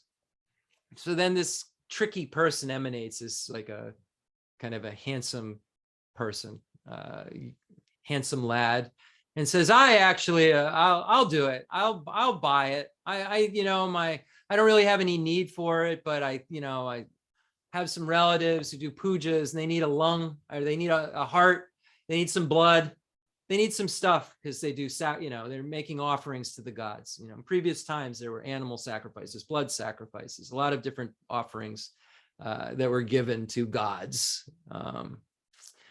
It's actually in one of the, you know, kind of wrong views, is like believing that something which isn't righteous is righteous, like animal sacrifice, you know, believing that's religion. believing that that's something that's okay. That's actually considered a view that has to be abandoned. Those views that seem righteous that aren't righteous. So then he says, okay. So then this bodhisattva who's been crying and crying throughout this journey out of frustration, really, because all he wants to do is meet with the teacher, gets elated and grabs a knife and just starts hacking away. He's like, let's get to this, maybe, I'll be able to make get some of this to you. And get some money so I can go quickly make an offering to my teacher, and get some instructions before I have to, give the rest of this stuff that will not allow me to kind of get instructions.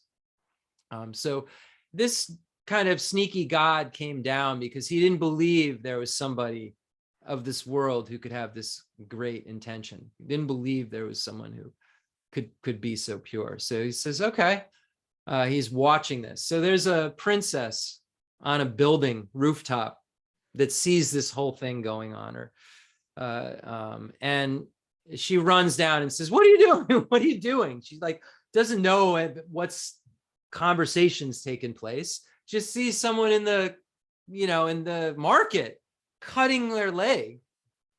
And she says, what's going on here? What's happening? Stop, stop. And he says, well, I'm here to meet a guru. The guru is right over there. I need to get an offering to the guru. The only thing that's important is meeting with the teacher. Now, this is from what would create that? What would create that understanding? A previous meditation on the only thing that matters is the foundation of all good qualities is the teacher. What would make that bodhisattva be willing to go to any length to get to a teacher in this story? This extreme story, but I think you get the gist of it. You get the point. What would make a bodhisattva go to any length to meet a teacher? This is a bodhisattva, someone who's already got bodhicitta, already realized in a lot of ways. What would make them know they needed a teacher? A previous meditation on the foundation of all good qualities is my teacher. They're the eye to opening all of the Dharma. They're what will help me become liberated by teaching me the truth. It's the only thing that will allow me to become liberated, because they can't wash away my sins with water. They can't take away suffering with their hands or give me their realizations. They can only teach me the truth, and it's only the truth that can free me, that can give me freedom from fear and eternal happiness. And it's only those instructions that teacher can give that will bring me to that place. So the source of all my good is that teacher. So in my future lives, in whatever state I'm in, hopefully it will occur to me. If I'm not a Buddha in this life, hopefully that will occur to me, so I could have so much conviction, like the bodhisattva who's always crying, that I'd be willing to sell parts of my body to be able to get a little money so that I could buy a flower to offer to a teacher. All these stories have so much profound meaning, and all of these Lam Rim topics have so much profound reason for their presentation. And they aren't just for our day to day. They're for our lifetimes until we're Buddha. Because that ingredient of the teacher will be necessary until those final stages. Until we become the teacher with the capital T. Until then, we're going to need teachers. There's just no way around it. So we can see. So this bodhisattva then has this conviction that is willing to do anything to meet with this teacher who can teach him the perfection of wisdom. This princess comes down, puts a stop to the event and says, what are you doing? And then says, has so much faith when she hears the story that he's in search of his teacher. And she knows of this teacher, and she says, let's put an end to these shenanigans. I'm rich, here's everything you need. We'll make bountiful offerings. I'll go with you. We'll go together and we'll make these offerings. So then the bodhisattva who's always crying. So then this god turns into a god, like changes from this strapping young lad back into this god, kind of like, and then the bodhisattva who's always crying, being like, well, says to the god, well, the least you could do, since you're a god and have these special powers, is restore my body back to the way it was, since you tricked me, since you see that my conviction is real, since you see that I was willing to cut, that I wasn't playing around. The least you could do is restore my body so that I could walk normally and not bleed out on my way to meeting with the guru. And the god says, I don't have the power to do that. I don't have the power to change your karma, but maybe you do, through the power of this pure intention that you have. And then the bodhisattva, who's always crying, says, through this impure intention that I had to sell my body to meet with this holy being, may I be healed. And then all of a sudden, the bodhisattva's body is fully restored through the power of the truth of that pure intention. The story that Rinpoche always told about the bird who didn't eat meat, right? And that the bird's nest catches on fire and all of the birds flee. And then the one bird that doesn't eat meat says, oh, through the power of the virtue of my not eating meat, my not killing all of these worms and bugs, may this fire go out, and the fire goes out. The bird's experience of that karma goes away. Right? When we say, oh, this magic, no. Everything we're experiencing is a result of our karma. Everything that we're naming and experiencing is like an illusion in terms of how we're interacting with it. And if we can then, through our intention and virtue, change it, then our experience will be completely different. Our experience that we're having right now is forced upon us by our karma and afflictions. If those can be purified, then a different experience can be forced on us. So we're forcing a different experience on ourselves. Does that make sense? We're forcing ourselves to have a different experience, which is an experience that's pure, which is an experience that isn't tainted by grasping at true establishment, an experience that eventually isn't tainted by self-cherishing attitude. And when neither of those two are present, we have complete freedom from cyclic existence and infinite happiness. Because like the example that was given before, if you think of today we were in class today with Geshe Damdula in the Nalanda course. And he said, what was an experience that you can come up with that you thought was the most happy experience that you've ever had? A lot of people talked about various things. And I said it was meeting with my teacher. I think about, and especially, Rinpoche, when I first met Rinpoche, I was a little scared of him. When he first came to our center, before he moved in. Then when I picked him up from Ithaca, from Namgyal, I had the experience that I'm about to talk about. But at first it was kind of scared of him. When he came in, he was just so sure, and he was just had so much power, and he was teaching so directly. And, I had been around like more gentle people, I was reading more gentle kind of things at the time, and had been around more kind of just like breathe in and smile, like just more gentle interaction, and not as much about hell and not as much about suffering. And, it was, so at first I was a little scared. And then when I actually got in alone with Rinpoche, I had the experience that I'm about to mention that I had with Geshe Gompo immediately. And I'll talk about the experience with Geshe Gompo because that just happened, that like an experience naturally. And when I got to India, Rinpoche told me the first thing you do when you get to Drepung Losling is you find Geshe Gompo. I've told this story before, I know. And so I ask around, I search him out. I mean, there's thousands of monks in Drepung, but luckily Geshe Gompo is like, quite famous for being the discipline master 2 times in a row. I think the only discipline master to get 2 terms, because the Dalai Lama said, "You're really strict, do it again." So I find Geshe Gompo, and I know all of this legend about him. So I'm pretty nervous. I don't know. I remember my first meeting with Rinpoche. So I'm like putting all of that in there. Like, I'm nervous. I heard he's very strict. Rinpoche said that he could be a little direct. Just be aware. He's very, you think I'm direct? Geshe Gompo is much more direct than me. So I had all of these kind of preconceived notions about what this experience was going to be, and mostly it was fear. And I didn't know enough Tibetan, and then I knew like the next day or the day after I was going to start having to learn to debate, and this person was going to show me, and I heard that, you know, you had to memorize what he taught you, or the next day he'd yell at you, and I knew all of this before I like met Geshe Gompo. And I remember, I can just picture it as clear as day right now. The door opened, and spontaneously, without any cognitive thinking whatsoever, he and I just burst into tears.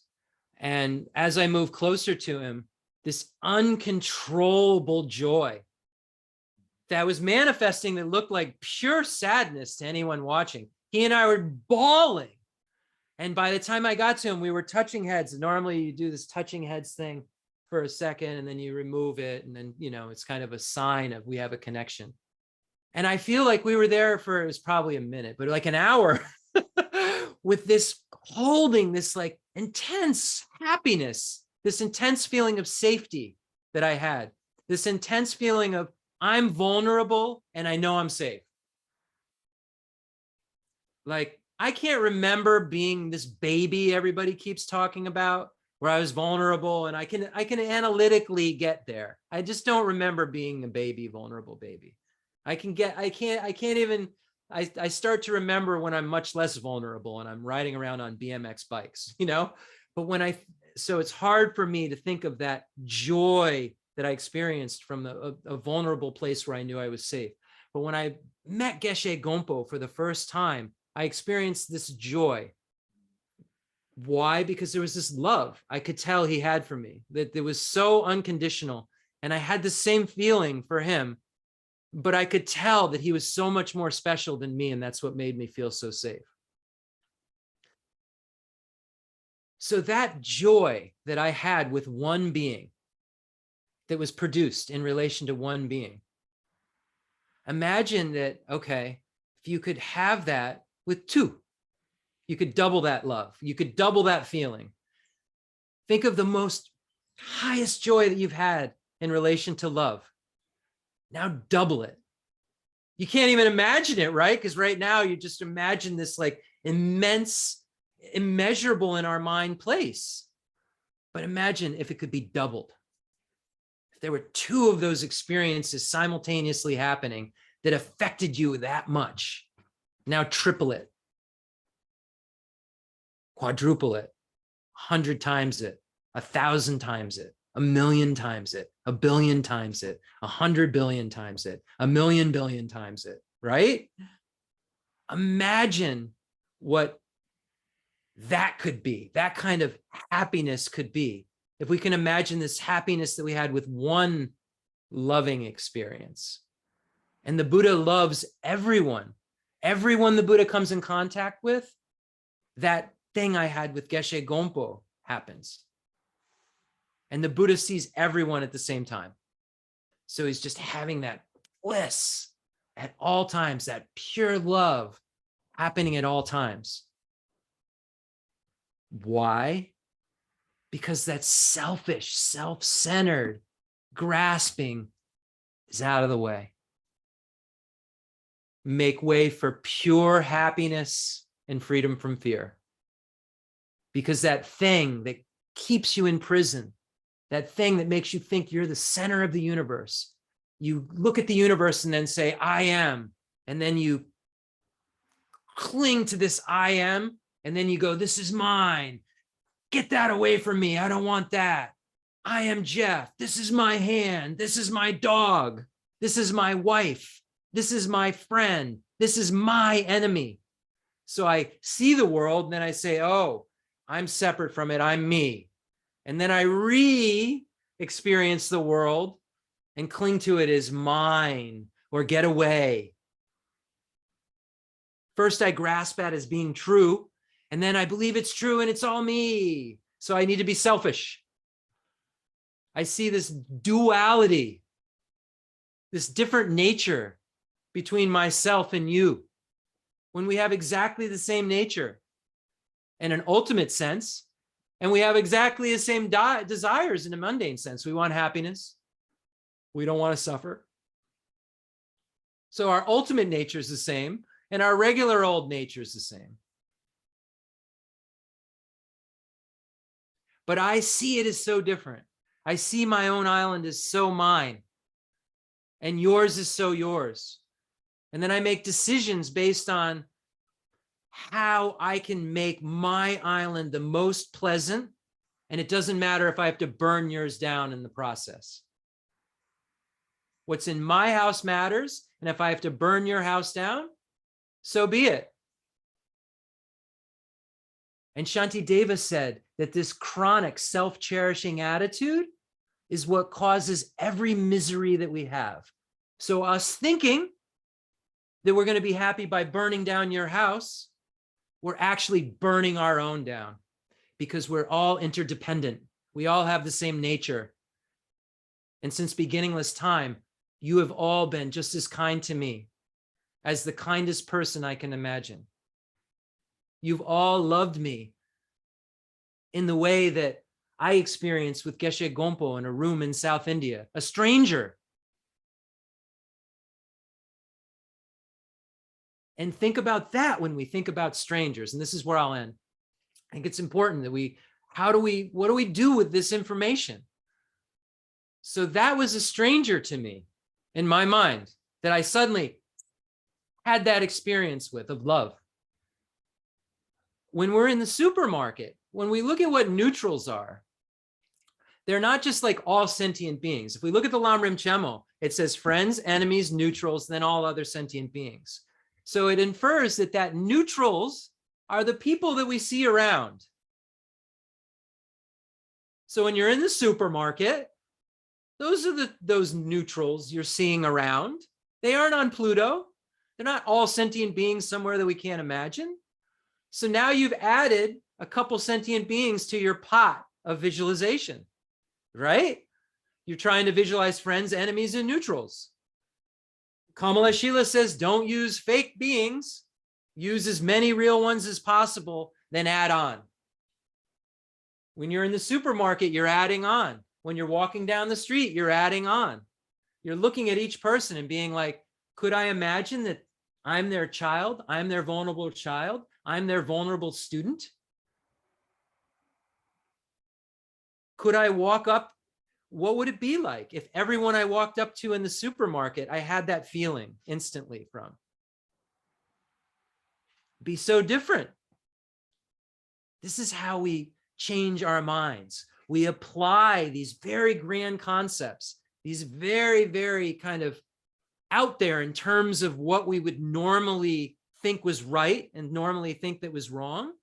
And we start to do self-trials, like we talked about, what the Buddha did when he went and tried to find a teacher and experimented on himself, and then saw that that didn't work because his experiment didn't work and that teacher didn't give him the right tools to complete his experiment successfully. He was trying to find an experiment that would conclude with infinite happiness and freedom from suffering.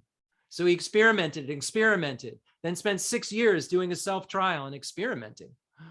You know, that's the same thing we're doing. We're experimenting on ourselves. We're taking this information and we're saying, okay, we learned this. Now let's put it in our day. Now let's make it work. Oh, the source of all my good is my teacher. Okay. All right. Is the source of all my good the new car with the perfect leather seats, with it has a convertible? I don't know if I want it in blue or if I want it in red. I don't know if I'll be as happy if it's blue. I think I'll be happier if it's red. That's what we're trying to, as we're going through life, defeat. We're trying to push that back. We're trying to understand, is this something that's going to get me closer to, first of all, another human rebirth, closer with all the conditions necessary to keep going? Because we have to keep going.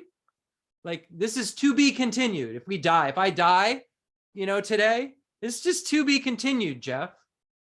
Hopefully you'll plug back in and to be continue it, right? So my aim in the meantime is trying to make sure that I'm get plugged back in when it's continued. That the second season I'm in front of the screen for and ready to watch. That's what we're doing right now. And we're experimenting on ourselves and we're getting it more habituated. We're making our mind more about this stuff than about other stuff. So everywhere we go, we're doing this experiment. We're driving down the road, like Rinpoche used to say all the time. Think about, oh, I'm imagining I'm going to Buddhahood. What does it take to get to Buddhahood? Well, I would, if I never got out of this car until I was a Buddha, what would need to take place? If I just stayed in this car until I was a Buddha, what would need to happen? And you could think about the different stages and just imagining that you're heading to that Buddhahood in your car and that the destination is Buddhahood. And you're changing your reality all the time into a reality that's becoming kinder. Because that is what will happen. If you're trying to become a Buddha, you're going to become kinder because you have to become a Buddha. You're going to become more ethical because you have to become a Buddha. You'll see the error as soon as you're about to do any among the 10 non-virtues, 3 of the body, 4 of the speech, 3 of the mind. If you're about to kill, steal, or create a sexual misconduct, or if you're about to lie, or if you're about to gossip, or you're about to use harsh words, or you're about to divide people using divisive speech, that's a big one. Pretending we're not trying to divide people, we're just trying to get someone to understand someone a little better. We got to watch our minds and the 3 non-virtues of the mind. Do we have covetousness? Do we have harmful intent? Do we have wrong views?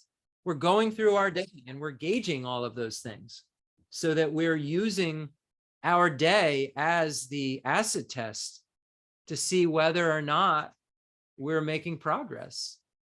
We're doing this experiment on ourselves. The acid test is our reaction. The acid test is someone pulling out in front of us. Are we going to swear at them? Are we going to give them the finger? Are we going to, follow them?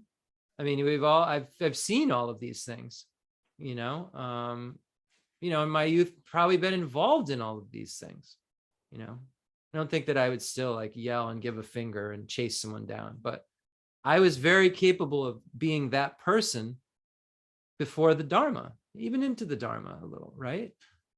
So I understand that there is a maturity that takes place from the application of this, just from my own life and just seeing who I was, how I was, and how different I am now, but how much more different I need to be in order to really, really make any progress. And that's what the name of the game is here. This isn't about, some practices that are, in these pure lands and these channels, winds and drops, and somehow something mystical and fancy is going to happen. And, then all of the Buddhas will appear to me and become my teachers. No, it's going to the supermarket, and saying, hey, would you, you see somebody with less groceries than you have and you're not in a rush. Hey, would you like to go ahead of me? Just simple acts of kindness. Why would you do such a thing?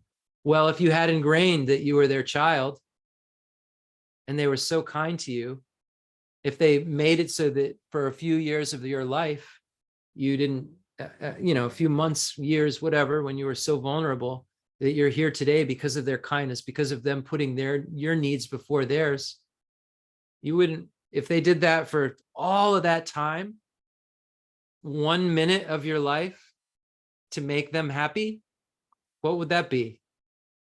What would that take? Right?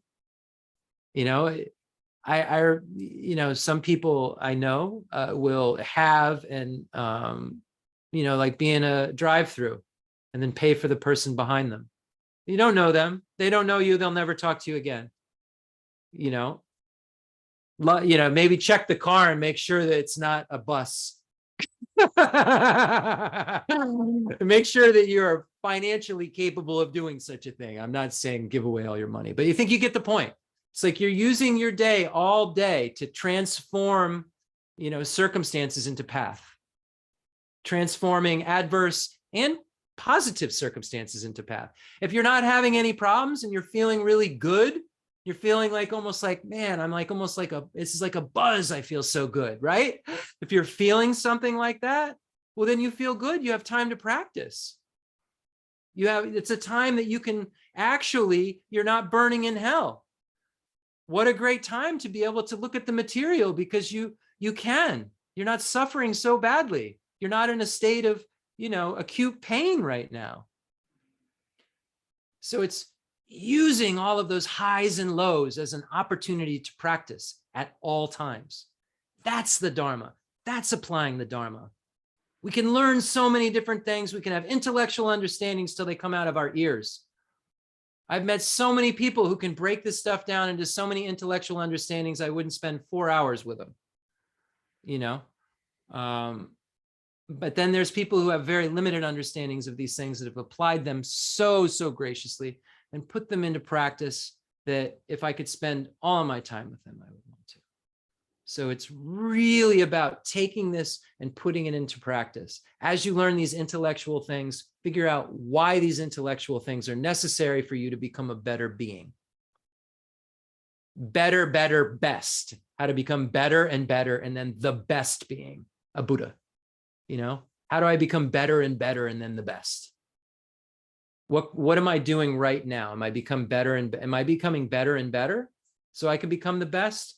Or am I heading towards the hell, hungry ghost, animal, or a human realm without any chance? We in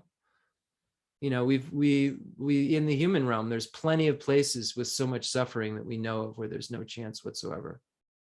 It was one of the things when I was very young that eventually made me into Buddhism. My big question is why. I was a child. During that time, Africa was always on TV. They had the children with like the flies and so much suffering, the big bellies. And it was just on the TV a lot about raising money for Africa. And I remember asking a religious leader person, I said, why would God do that? I remember that. I said, why? What's the reason? Why do I live where I live in Illinois at the time? It was all right. I went water skiing, why do I do that? Why do I live on a lake in Illinois? Go water skiing. That was my experience, There's a lot of bad stuff going on too, but whatever. I went water skiing. Wasn't that bad. And they don't have even food every day to eat. Stay in maybe a room this big their whole life, just stay in this one place, have to worry about being eaten by wild animals and don't have food to eat. It's almost like when we read about the animal existence, how you could be born as a human like that. So I asked that, and I was told that, were things that, little ordinary people couldn't understand, and just had to have faith that there was a greater plan, and that they were just being tested. God was testing them. And, at my young age, I was very inquisitive. And anyway, that whole thing ends with, I'm going to go to hell and I might need an exorcism. But,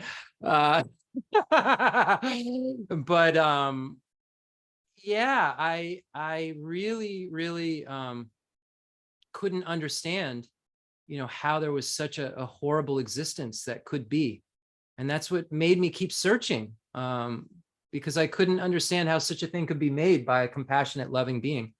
And then when I started to understand that I would make my future existence like that, it started to make more sense when I look at cause and effect and causal concordance, and how something could potentially be like that, and how I could, in my lifetime, perhaps be very miserly, perhaps kill people, perhaps do terrible things, and then have to experience a state like that.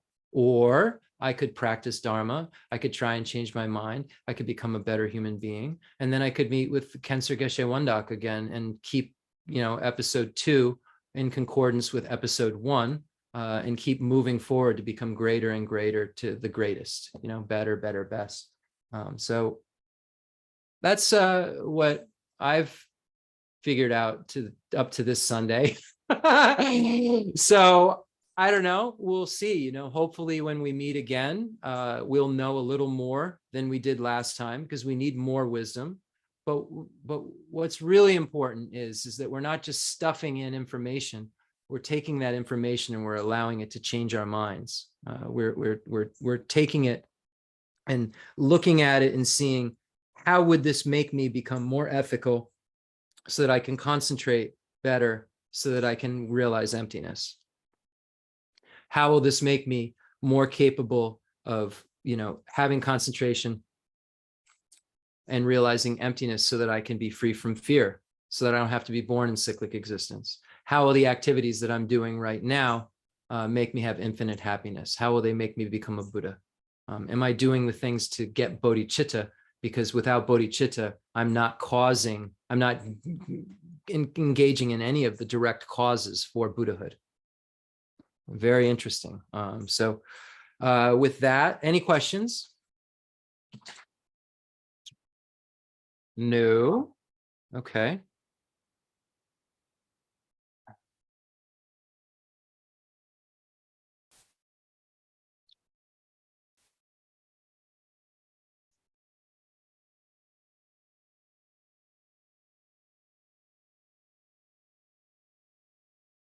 With the determination to accomplish the highest welfare. So 8 verses on training the mind by Geshe Langri Tamba. This is within the category of mind training texts. Mind training texts, for instance, other ones we know about are the 7-point thought transformation by Geshe Chikawa. Mind training like the rays of the sun by Namgyal Pel. And so forth. So Wheel of Sharp Weapons by Dharma Rashita. These all fall into the category of mind training, which explain the equalizing and exchanging self with others practice kind of implicitly when we look at these. These are all referring to that lineage of profound view teachings of equalizing and exchanging self with others. So this text falls into that category of mind training. And we'll learn about equalizing, exchanging self with others when we're done with 7-point cause and effect for realizing bodhicitta. On Thursday nights, we move on after 7-point cause and effect to equalizing, exchanging self with others, and we'll analyze texts just like this.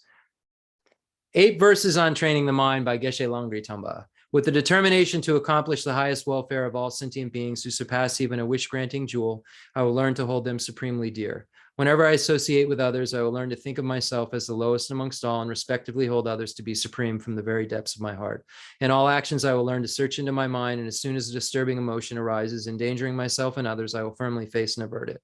I will learn to cherish ill-natured beings and those oppressed by strong misdeeds and sufferings as if I had found a precious treasure difficult to find.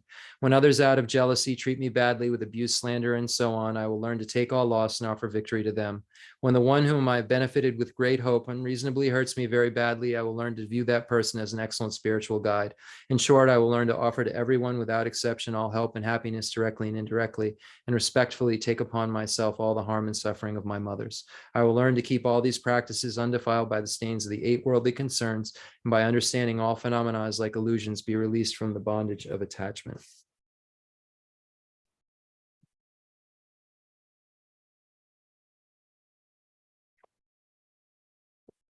The fundamental ground is scented with incense and strewn with flowers, adorned with Mount Meru, the 4 continents, the sun, and the moon. I imagine this as a Buddha land and offer it. May all sentient beings enjoy this pure land. I dedicate whatever virtues I have collected for the benefit of the teachings and of all sentient beings, and in particular for the essential teachings of Venerable Losandrapa to shine forever. I send forth this jeweled mandala to you, precious Guru. I dedicate all this virtue to emulate the knowledge of the hero Manjushri and likewise Samantabhadra as well. With whatever dedication is praised as supreme by all the conquerors who traverse the 3 times, I also dedicate all my roots of virtue for the sake of auspicious deeds. In that pure land surrounded by snowy mountains, you are the source of all benefit and happiness. All-powerful Avalokiteshvara, Tenzin Gyatso, may you stay until samsara's end. I pray that we may never be separated from Namgyal Khensur Geshe Wangdak in whatever form he or she chooses to emanate. May I meet with that being in the emanation form, as well as the enjoyment form when I realize emptiness directly. And may I create all the virtues and causes and conditions necessary to keep that relationship until I am a Buddha.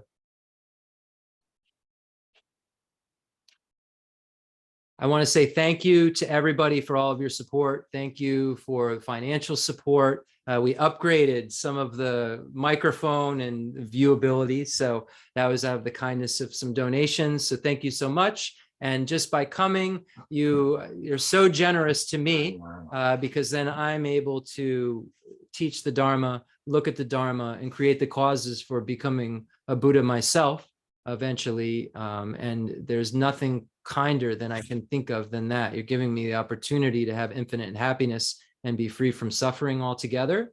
So I just want to say that there's, no amount of money that could purchase that ability that you're giving me.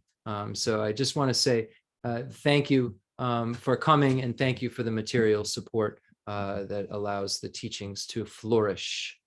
And yeah, with that being said, have a wonderful Sunday. And on Thursday, when we all meet again, if we can all meet again, hopefully we'll have integrated these practices into our daily life more. Thank you. Have a wonderful day.